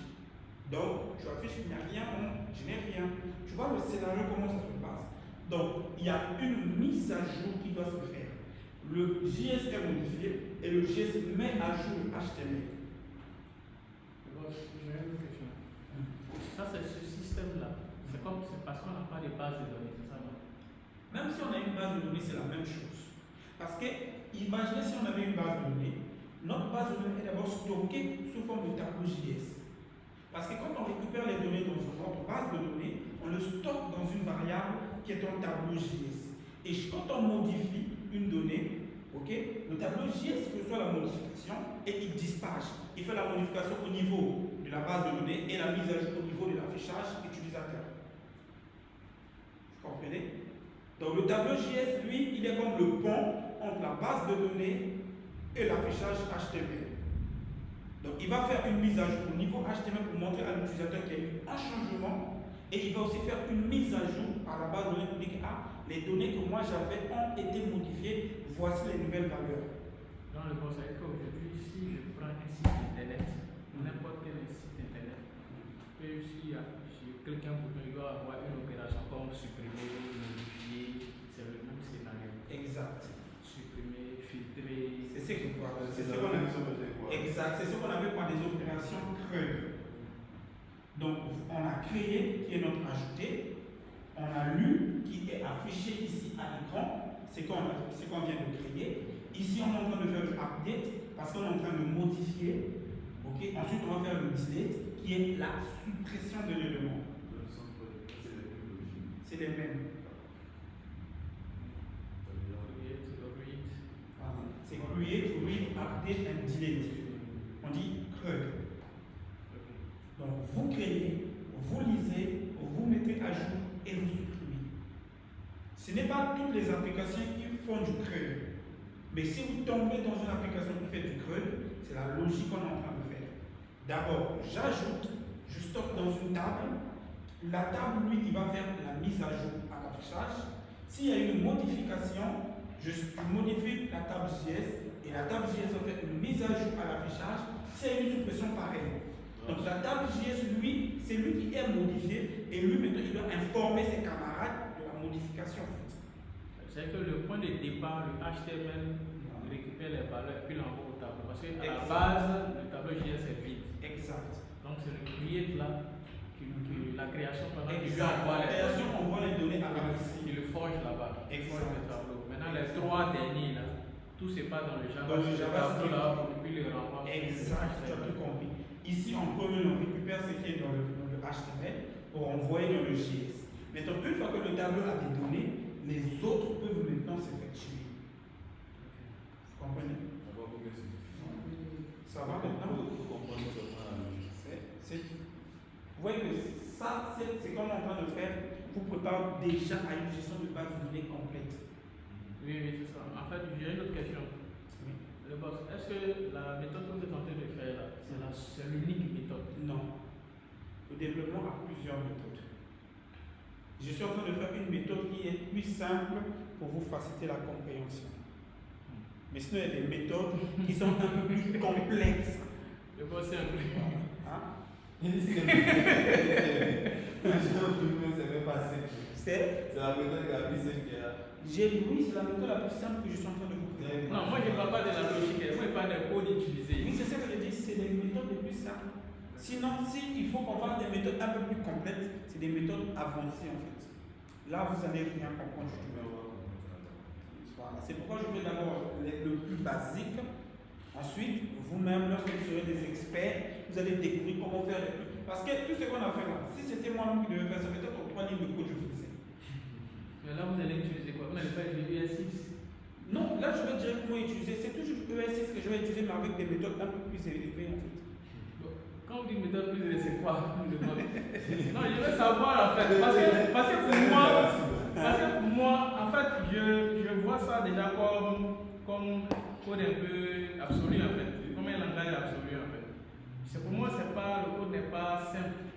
Oui, parce que tu es encore débutant. C'est pourquoi pour toi, le code n'est pas simple. Mais tu vas voir que quand tu vas répéter ça, on va pas aller loin. Tu prends le code qu'on est en train de faire, tu donnes ça à GPT, tu lui donnes un code plus complexe que ça. Tu vas voir ce que GPT va te générer. Mais dans le même langage JavaScript. Oui, dans le même JavaScript. La programmation a 1000 manières de travailler dessus. Tout dépend de là où tu te sens à l'aise. Par exemple, moi, si c'était moi, comme moi-même je code, j'utilise des stores, c'est-à-dire un système de boutique. Parce que je m'imagine des opérations creuses comme du store, où j'ai une boutique avec laquelle je vais emmagasiner les données et je vais faire ressortir les données. Et ça, ce sont des méthodes un peu plus avancées. Genre une boutique dans boutique. Voilà. Comme un grenier qui est là. Exact. Un entrepôt pour utiliser les trucs de photo. Exact, tout compris. Vous allez voir quand on parlera par exemple des réduits, etc. Vous allez voir comment on va gérer ça. Non, ça je vais répéter. C'est J'ai dit je vais répéter. Voilà, il faut répéter ça. Parce que je vous assure, ces méthodes sont simples mais c'est efficace. C'est ce qu'on est en train de faire avec vous. Ce sont des méthodes simples mais ce sont des méthodes très efficaces. D'abord, moi j'ai. Comment on appelle ça? En fait, moi mon souci c'est pas. La façon dont vous expliquez au tableau, moi ça va, hein. C'est pas parce que moi c'est le codage là en fait. Sinon, c'est que je peux comprendre la logique, mais comment implémenter, transposer la logique là en codage, c'est ça mon problème actuellement. Sinon, si je vois un truc, je peux comprendre la logique. Ouais, non. Et c'est le transformer en code. En fait. C'est au fur et à mesure que tu vas répéter ce qu'on fait, tu vas voir que ça soit un jeu d'enfant. J'aime toujours le dire, au début, tout semble difficile. C'est comme un enfant. Quand un bébé a commencé à apprendre par exemple, à parler, écrire, etc. Prenons marcher par exemple. Quand un bébé commence à essayer de marcher, c'est pas à l'instant tel qu'il devient stop, il devient comme ça. Il se lève, il tombe, il se lève, il tombe, il se lève, il tombe, jusqu'à un moment donné, il se lève, il peut tenir quelques minutes, après 1 minute, 30 minutes, après il va essayer de lancer le pas, il tombe jusqu'à ce qu'il va aller. C'est comme ça aussi en développement. Vous ne pouvez pas devenir expert à l'instant T. C'est avec de l'expérience que vous allez découvrir d'autres codes. Ah, ce code-là, avant je faisais ça comme ça. Oh, je pouvais faire ça plus simplement comme ça. Est-ce que vous voyez? C'est avec de l'expérience. Et c'est quand vous serez face à, comment vous appelez ça, à différents types de projets, que vous allez mieux comprendre que si je tombe sur tel type de projet, voilà la logique appliquée. Si je fais ceci, voilà comme ça. Si je tombe ceci, voilà comme ça. Or, malheureusement, nous, on fait court, je ne peux pas vous donner tout. On n'a pas assez de temps. C'est pourquoi je vous donne des opérations creuses pour que vous puissiez au moins savoir comment créer, comment lire, etc. et autres. Et vous voyez que le to-do list qu'on est en train de faire, je l'ai rendu plus complexe, c'est-à-dire de façon plus creuse, que vous puissiez déjà voir comment ça se fait. On aura avec vous un exercice e-commerce au fur et à mesure. Par exemple, avec les autres, ce que je fais, je leur donne toujours un peu. On a fait déjà l'exercice sur l'ajout des paniers, afficher les détails dans le livre, le check-out. Maintenant, ça nous reste à rassembler tout pour faire voici une application complète de e-commerce, comment ça marche. Vous comprenez? Hein? Ça? Oui, ça j'ai fait ça avec du Next.js. C'est du HTML, c'est du JavaScript. Parce que moi, Mais on fera Next.js avec vous. Voilà. Parce que quand je prends les deux exercices que vous avez donnés là, sur d'abord le to-do list, la calculatrice et consort, et le dernier projet là. Le projet des jours. Le projet des vendeurs. Voilà, les vendeurs. Ouais, je comprends la logique, mais comment transposer la logique là en code là? C'est ça qui est le plus difficile. Voilà, c'est ça qui me fatigue. Sinon, je comprends la logique. Même quand j'ai fait la calculatrice et tout, j'avais vu un modèle, j'ai fait le truc, mais quand j'ai commencé à chercher, je sais que quand on clique, il y a un événement que je dois mettre derrière. Tout ça, je voyais la logique. Mais comment implémenter chaque code, il y a des parties, donc, c'est-à-dire qu'en termes de logique, je peux comprendre, mais comment transposer cette logique-là en code là, c'est ça ma difficulté actuellement. Oui, ça va aller. Pratique juste, répète juste. Et surtout que, gloire à Dieu, vous avez des vidéos. Au fur et à mesure, tu vas voir. Okay, ça va aller. Voilà. Mais le but, ne cherchez pas à nous balancer plusieurs projets. Parce que là, non, je ne vais pas vous donner des... On a du mal à travailler sur les projets là. C'est trop en fait. Je ne vais pas vous donner des projets. Vous devez Il d'abord faut comprendre travailler sur ça. les projets de la plateforme, il faut travailler sur les projets de trucs ici. Même les Il faut projets. nous faire l'exercice que nous faisons. Voilà, et puis on n'a même pas encore fini tous les anciens exercices, même. Il faut tout ça, il faut reprendre. Ça devient trop en fait. C'est ça le bootcamp, une formation militaire. Oui, je sais. Non, Non, je sais. il a cédé le fait que c'est moi. Non, en fait, bootcamp c'est comme ça. Mais. Non, ne vous en faites pas. Je sais par exemple, je sais que demain, quand on va finaliser le ES6, je vais vous laisser le temps de refaire tous les exercices qu'on a fait. Parce que j'ai même prévu la semaine prochaine, avant d'attaquer JavaScript, on corrige l'exercice des ventes pour que vous puissiez avoir un peu plus de compréhension encore. On fait encore un autre atelier pour que vous puissiez mieux comprendre le cours. Parce que c'est ça qui prépare React.js. React.js, c'est un cours qu'on peut faire en une semaine. Mais la base, c'est ce qu'on est en train de voir. Moi, c'est que comme c'est question de temps, je voyais votre temps là, d'ici là. 5 mois, vous avez donné, sincèrement, c'est petit. C'est pas moi. Vous voyez ça? Non, je vous informe parce que c'est vous qui représentez l'administration devant nous ici. Non, vrai que vous êtes en fait, c'est à vous les apprenants non, de mais faire... depuis le début, moi, il y a Oui, c'est ça que j'ai dit non, parce que c'est à vous les apprenants de faire un remontada de l'autre côté pour dire que nous, les mois ne nous arrangent pas du tout. 5 mois, c'est petit. Au début, c'était 6 mois. Maintenant, c'est 5 mois. Maintenant, les gens se sont plaints. Les apprenants, d'après ce que j'ai reçu de l'administration, que les apprenants se plaignaient que c'était trop. Il dit quoi? Tout ce que moi je connais là, c'est trop. 6 mois, c'est trop. Logiquement, c'est 1 an de le faire. Donc vous dites que 6 mois, c'est trop. Parce que quoi? Mais tu vas pas expliquer 6 mois, c'est trop. Moi, c'est au début. C'est depuis décembre. C'est depuis novembre, décembre que je suis le projet. Ça dépend comment les gens les appellent. C'est depuis novembre, décembre que je suis le projet. Donc, moi, dans ma tête, c'était 6 mois, on devait faire. Mais j'arrive ici, je vais payer, on dit c'est simple. Comment ça? Moi, tout ce que on va apprendre là, c'est 5 mois. C'est pas seulement vous qui vous êtes plaint, nous aussi on s'est plaint en fait. Nous-mêmes, on a été surpris. Parce que le temps tu as assimilé. C'est petit. Et puis le truc aussi, lui, il est assimilé. Logiquement, nous on ne code pas pendant qu'il a. Sinon, logiquement, on devait coder avec lui. Mais ça, en fonction de ça, on peut comprendre. C'est normal, moi. Voilà. Parce que pendant qu'il a codé, nous on voit là, mais on ne peut pas coder. Donc il faut du temps. Il faut du temps. Si il sait comme ça, c'est pas. Heureusement pour lui, pour nous-mêmes d'abord, lui il fait ses vidéos. L'autre il ne fait même pas des vidéos. Donc il souffre en fait. C'est-à-dire que nous les vidéos, on peut les récupérer après et puis on suit. Et puis effectivement, quand on assiste ici, moi j'ai suivi la vidéo hier, quand on a commencé là. La vidéo qu'il a balancée. Quand il a repris, il y a vu que même des questions même me revenaient. Il dit bon, oui, effectivement, il a parlé de mais bon, ça, quelque chose. Voilà. Les gens de coder, il me rappelle, monsieur tel il a dit il va coder des jeux, il va voir la vidéo là, il y a trop de choses à apprendre. Et puis, en fait, 5 mois. Moi, je vous comprends parfaitement. Moi, sincèrement, je dois le dire clair, je vous comprends parfaitement. Mais comme j'ai dit tout à l'heure, nous-mêmes, on a été surpris qu'on nous a réduit les heures. Oui, parce que avant, sincèrement, je vous dis, avant ceux qui sont passés avant vous, ils ont fait 6 mois avec 4 jours. On terminait c'était du lundi au jeudi et c'était 6 mois. Ça nous laissait assez largement le temps de faire des ateliers. Parce que je faisais cours le lundi, mardi, les mercredis c'était atelier et le jeudi. Est-ce que vous voyez? Mais malheureusement, on a été surpris en début d'année qu'on nous fait comprendre que c'est maintenant 5 mois. Et aussi, ce qui est le plus mauvais, c'est que le jeudi a été retiré. Donc, c'est du lundi au mercredi. Donc, on est contraint de faire avec. Bon, je me suis dit, c'est pas grave, on va faire des ateliers d'office pendant les 1 heure avant qu'on commence les cours. Mais malheureusement, vous avez vu, on a subi un décalage pendant le mois de Ramadan qui n'était que de 3 heures. Donc ça ralentit un peu. Sincèrement, je vous dis, ça ralentit vraiment le cours. Sinon, à l'heure où on est en train de parler, on devait peut-être déjà être au niveau de React ou finir React. Mais à cause du ralentissement du décalage, ça ralentit. Mais ce n'est pas grave.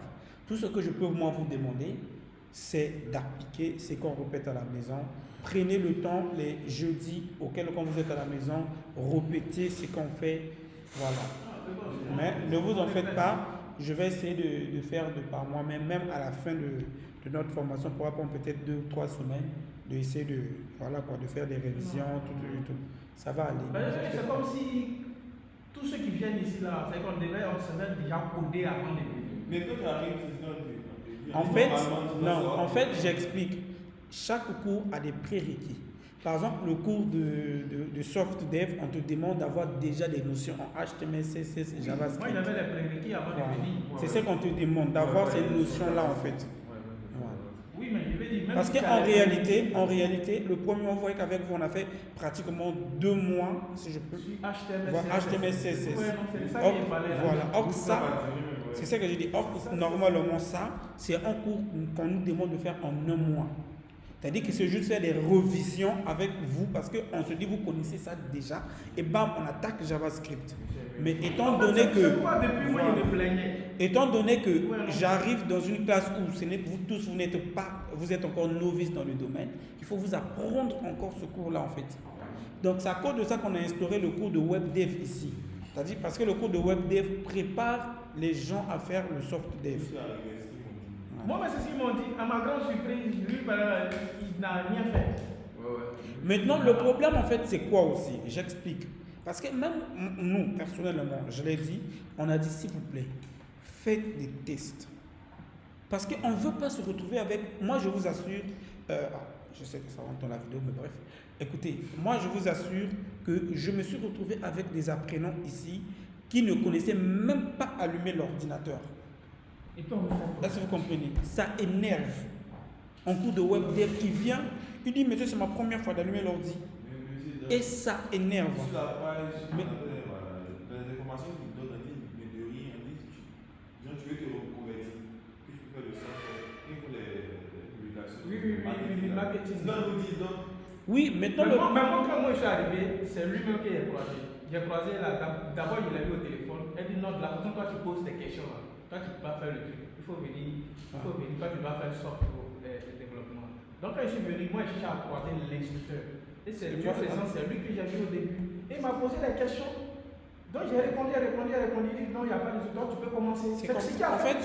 Moi, en fait, sincèrement, on a fait ce remontage.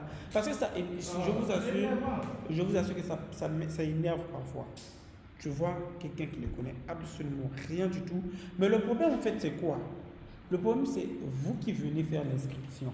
Parce que quand vous venez faire l'inscription, on vous pose toujours des questions. Est-ce que vous connaissez au moins coder déjà? Beaucoup disent oui, je connais coder. Je sais déjà. Je sais. Bon, ici, on n'a pas un système de test. On vous croit par votre témoignage. Et maintenant, c'est de venir faire souffrir l'instructeur pour rien. Et vous voyez qu'un truc qu'on devait faire en 1 mois, on prend 2 mois à le faire. C'est fatigant. Bénissez même Dieu. Hein. Sincèrement, je vous dis la vérité. Bénissez Dieu que vous avez moi comme professeur. Vous voyez mon ami. Vous voyez mon ami. À peine ils ont commencé avec les autres.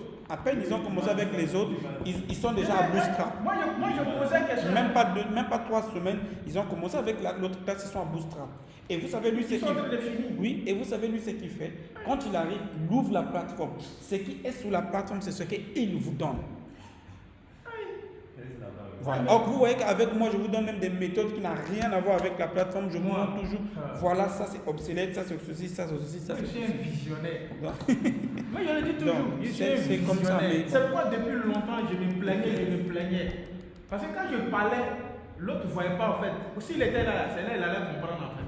Parce qu'on a perdu du temps. Ça va aller, ne vous en faites pas. Logiquement, c'est juste ça là qu'on devait perdre du temps.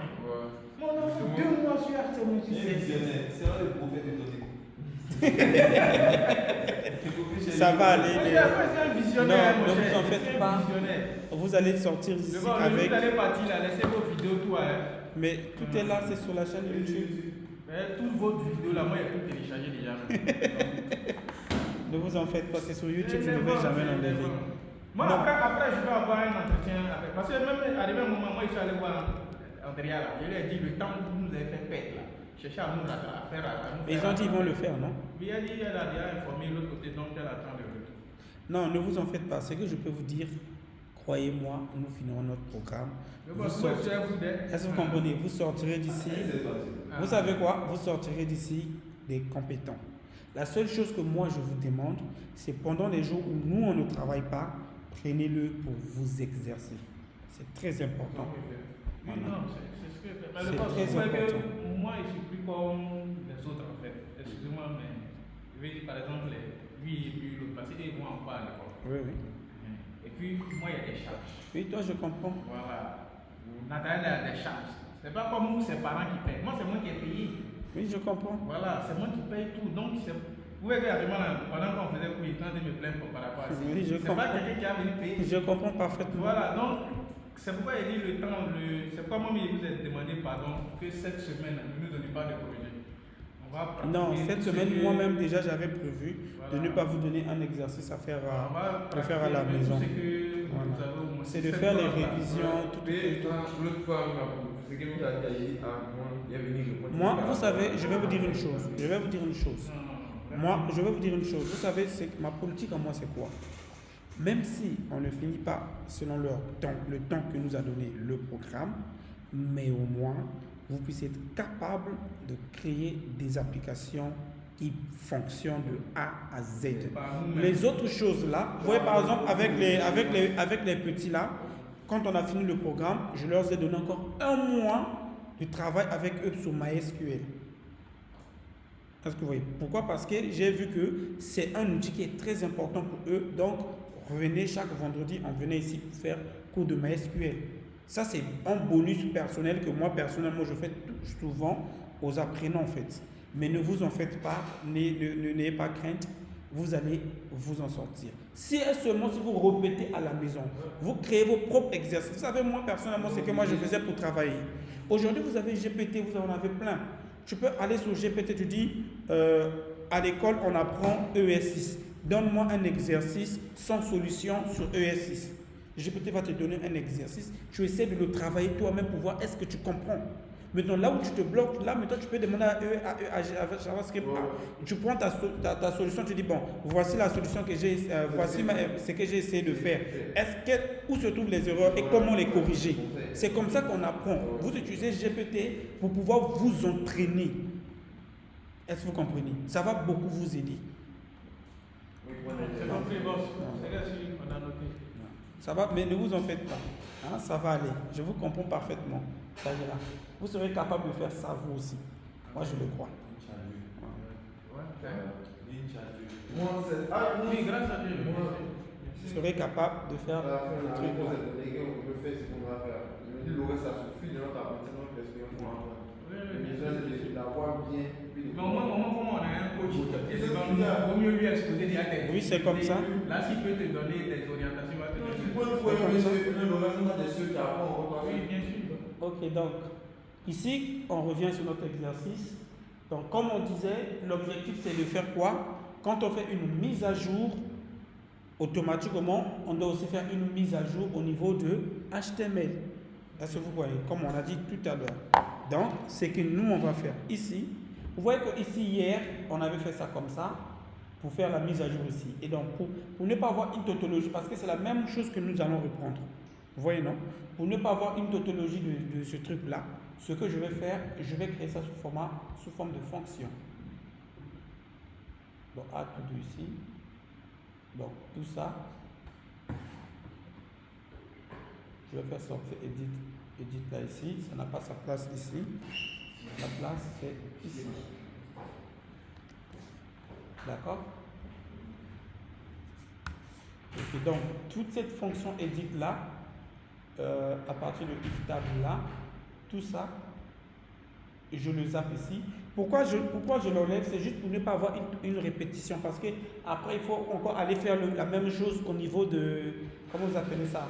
Au niveau de edit. Après quand on fait un son supprime, il faut faire la même chose. Vous voyez que ça devient un peu chiant à la fin. Ok? Donc, pour éviter de faire cette répétition, comme c'est la même chose, ce que moi je fais ici, d'accord? Comme je dis bien, comme c'est la même chose, c'est que je vais faire, je vais juste créer un module ici que je vais appeler display to do.jl. Je l'appelle juste display to do, d'accord? Parce que ça sera la fonction que je vais commencer à appeler au fur et à mesure. Donc export const de display Display pour afficher. Display to do. Et ici, il va prendre déjà notre table JS en paramètre, puisqu'on aura besoin de lui. Vous voyez que table JS est le centre de tout ce dont nous on a besoin. Vous voyez, non? Donc ici, qu'est-ce que je fais? Je récupère table JS et je fais. Donc c'est une même fonction. D'accord? Mais là, vous l'avez créé en module. Voilà, je l'ai créé en module parce que je vais l'appeler partout où j'ai besoin de lui en fait. D'accord. Ok. Donc, où est-ce que j'ai besoin de display to do? J'ai besoin de display to do dans add to do. Après l'ajout dans le tableau.js, je dois appeler display to do pour pouvoir afficher à l'écran ce que je viens d'ajouter. Ok? Donc, j'ai besoin de ça ici. Donc, on affiche à l'écran. Donc, c'est display to do que j'appelle avec comme paramètre table JS. D'accord? Donc, j'appelle display to do, je m'assure que c'est venu avec le point JS. Il faut vous assurer toujours qu'il y a un point JS qui vient avec. Donc, vous voyez que là, ça devient la fonction add to do devient plus court. Ok? Pourquoi? Parce que tout ce code qui était long comme ça, on l'a mis à part. Et donc, ce code-là, c'est ça qui va être comme appelé à chaque fois que notre table JS a été mise à jour. Est-ce que vous comprenez? À chaque fois que table JS est mise à jour, nous, on va appeler display to do. C'est bon maintenant? Ok. Donc, au niveau de edit to do aussi, ici, on a bel et bien modifié l'élément. Donc, au lieu de console.log, on va appeler, ici, on va dire mise à jour de la table HTML. C'est bon? Et donc, on appelle display to do. Il prend quoi? Table JS. C'est tout. Est-ce que vous voyez? Donc, à chaque fois qu'on fait une opération, on appelle notre display to do pour pouvoir faire la mise à jour au niveau de la page. Et on peut tester maintenant. Si je reviens ici, il me montre qu'il y a un JS qui manque. Vous voyez, non? Ok. Parce que comme vous voyez, l'erreur est là. Vous voyez l'erreur? Notre forme parce qu'il y a un JS qui manque. .js. Ok. Et j'enregistre. Ok. Maintenant, je vais ajouter une tâche. Tâche 1. Ajouter. Ici, je peux faire ça. Je vais ajouter la deuxième. Ajouter. J'ai deux tâches. Maintenant, je veux modifier que la tâche numéro 2 pour dire que c'est complété. D'accord? Donc, vous voyez que display to do affiche bien ma fonction et affiche bien mes éléments ici. Maintenant, regardez, si je clique sur ceci, bam, vous voyez ce qui se passe? Le fait que j'ai cliqué maintenant ici, qu'est-ce que ça fait? Ça fait la mise à jour aussi au niveau de HTML. Et comme il a su que ce n'est que tâche 2 qu'on est en train de rechercher, il n'a modifié que tâche 2. Ça va? Là, c'est plus facile, non? Ok. Donc, voilà un peu le côté de la modification de notre fameux élément. Et ici, je fais aussi au niveau de... Ici. Ah, pourquoi tu ne marches pas?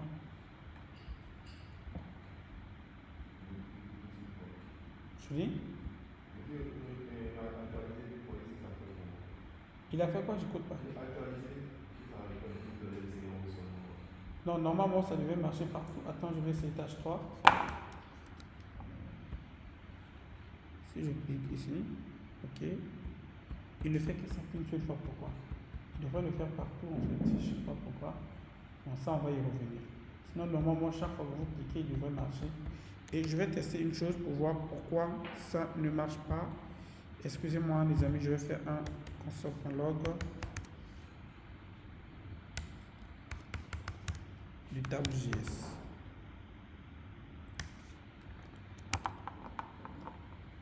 Ok, je vais ajouter tâche 1. J'ajoute tâche 2. Ok, si je clique sur tâche 2, j'ai bien ici qui se modifie, statut est en cours. Si je clique ici, cette fonction n'est plus appelée. Vous voyez? Donc ça ne s'appelle qu'une seule fois. Normalement, ça devrait envoyer ici console.log. Le problème, c'est que ça ne s'exécute qu'une seule fois. Et ça, c'est pas bon du tout. Ça, c'est pas bon du tout. Faites une seule entrée, vous appuyez Une. Et là, ça va marcher parce qu'il va voir qu'il y a un bouton. Mais le point, c'est que lorsque nous sommes en train de faire une mise à jour, il ne fait plus la mise à jour du bouton en fait. C'est ça le plus grand problème que je suis en train de voir. Il faut voir pourquoi la mise à jour du bouton ne se fait pas. Et pourtant, ici, on fait bien table.js, on modifie bien table.js. Display to do, excusez-moi, devrait normalement afficher exactement ça. Et pourquoi ça ne marche pas? Parce que le clic là ne marche plus, vous voyez, non? C'est le clic là qui ne marche plus.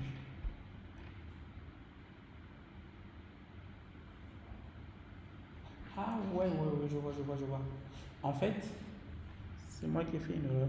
Le clic ne marche pas parce que le clic ici ne s'appelle que sur Edit to do en fait. Est-ce que vous voyez? Donc, ce que nous on va faire, je vais enlever Edit to do là ici. Ça ne marche que quand il y a Edit to do. Donc, Edit to do n'a pas sa place ici. Par contre, Edit to do aura sa place dans Display to do. C'est-à-dire, je finis d'abord d'afficher. Est-ce que vous voyez? Ensuite, j'appelle la fonction Edit to do pour la mise à jour. Parce que lorsqu'on fait juste sur ajouter, vous voyez que quand je fais la modification, je réaffiche le tableau, mais Edit to do reste avec les boutons qu'il avait mis à jour avant. Il ne prend pas en compte les nouvelles modifications. Vous comprenez, non? Donc ici, Edit to do sera appelé dans Display to do. Je modifie et ici je vais reprendre pour tester. Je fais tâche 2. Ok, cette fois-ci je modifie tâche 1 et ça ne marche pas. Ça ne marche pas toujours. Edit to do n'est pas appelé. Pourquoi tu fais ça? Pourquoi il fait ça? Ça devrait marcher normalement. Ah ouais. Edit to do n'est pas appelé en autocomplétion. Là, vous voyez, non? Voilà, j'appelais pas. Je n'étais pas en train d'appeler la fonction. Ok. On va retester.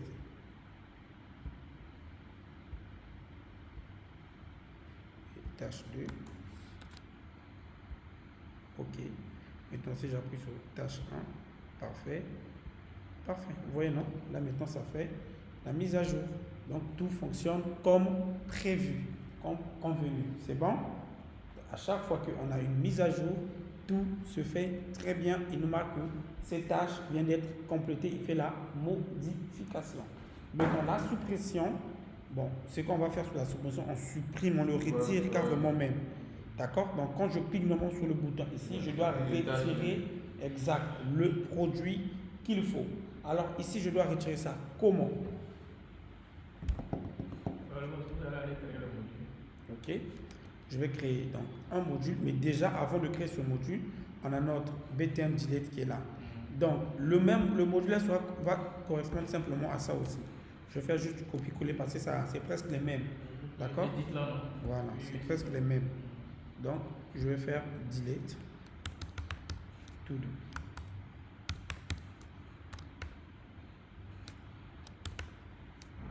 JS. Je fais coller, mais par contre, je fais coller, non. Ok, par contre, on va faire une petite modification. Ici, ça sera déjà bouton delete, c'est ça, non? Bouton delete. Donc, ici, la modification, ça sera quoi? Ici, je prends les deux consoles là, on n'en a plus besoin. La modification, ici, ça sera quoi? Une fois qu'on a trouvé cet élément-là, ok, voilà, on va appliquer delete. Ou bien on parcourt le tableau au lieu de faire find. Ici, vous pouvez parcourir le tableau avec leur index pour faire le splice. Comme on avait fait avec vous, comment supprimer un élément du tableau. C'est bon, mais vous m'avez parlé de delete et c'est toi qui maîtrises ton delete. On fait comment ici? Là, on ne va pas afficher, mais on supprime carrément. Oui, on supprime carrément. Donc, ça veut dire que c'est toute la ligne là. Là, on va mettre delete. Delete. Maintenant, l'objet, c'est l'objet. Non. C'est ça. Il n'y a pas de truc ici. Il n'y a pas de parenthèse. Voilà. Voilà, espace. Maintenant, objet, point. Non, objet, voilà, c'est tout. Et il met sous en rouge. Tu vois, il met sous ça en rouge. Il me dit quoi? C'est que logiquement, c'est objet, point, quelque chose en fait. C'est pour Objet, ça. point quoi? C'était pour supprimer la propriété. Donc, c'était delete, point, et objet, point, le nom. Par exemple, si on veut supprimer le nom. Mais le problème, c'est que quand on veut supprimer ça comme ça là, ici on a trouvé notre objet en fait. Donc, logiquement, on doit supprimer l'objet. Oui, mais quand on supprime ça comme ça, normalement c'est delete en parenthèse, c'est pas ça? C'est comme ça normalement. Delete cet objet là. On va tester pour voir. D'accord? Je supprime cet élément là. On va tester. Donc ici c'est pas delete, c'est pas edit, mais c'est delete to do. C'est bon? Et comme on a fait avec l'autre, celui-ci aussi sera mis à jour partout où nous avons besoin de lui. Et dans Add to do et dans Edit to do, on va le mettre. On est d'accord? On a mis ça ici dans Add to do, non. Plutôt dans Display. On l'a mis. Ok. Est-ce qu'on l'a mis aussi dans Edit to do? Non, je crois bien c'est tout, non? C'est dans Display là qu'on va mettre. Ok. Donc au niveau de display ici, on va ajouter delete to do de table JS. Et on doit l'importer. Je fais le tout import. Delete to do.js. C'est bon? Ok. Parfait. Maintenant, on va tester pour voir si delete là fonctionne ou pas. Parce que moi, je n'ai jamais testé le votre delete là. On va le faire aujourd'hui. Ah, merci.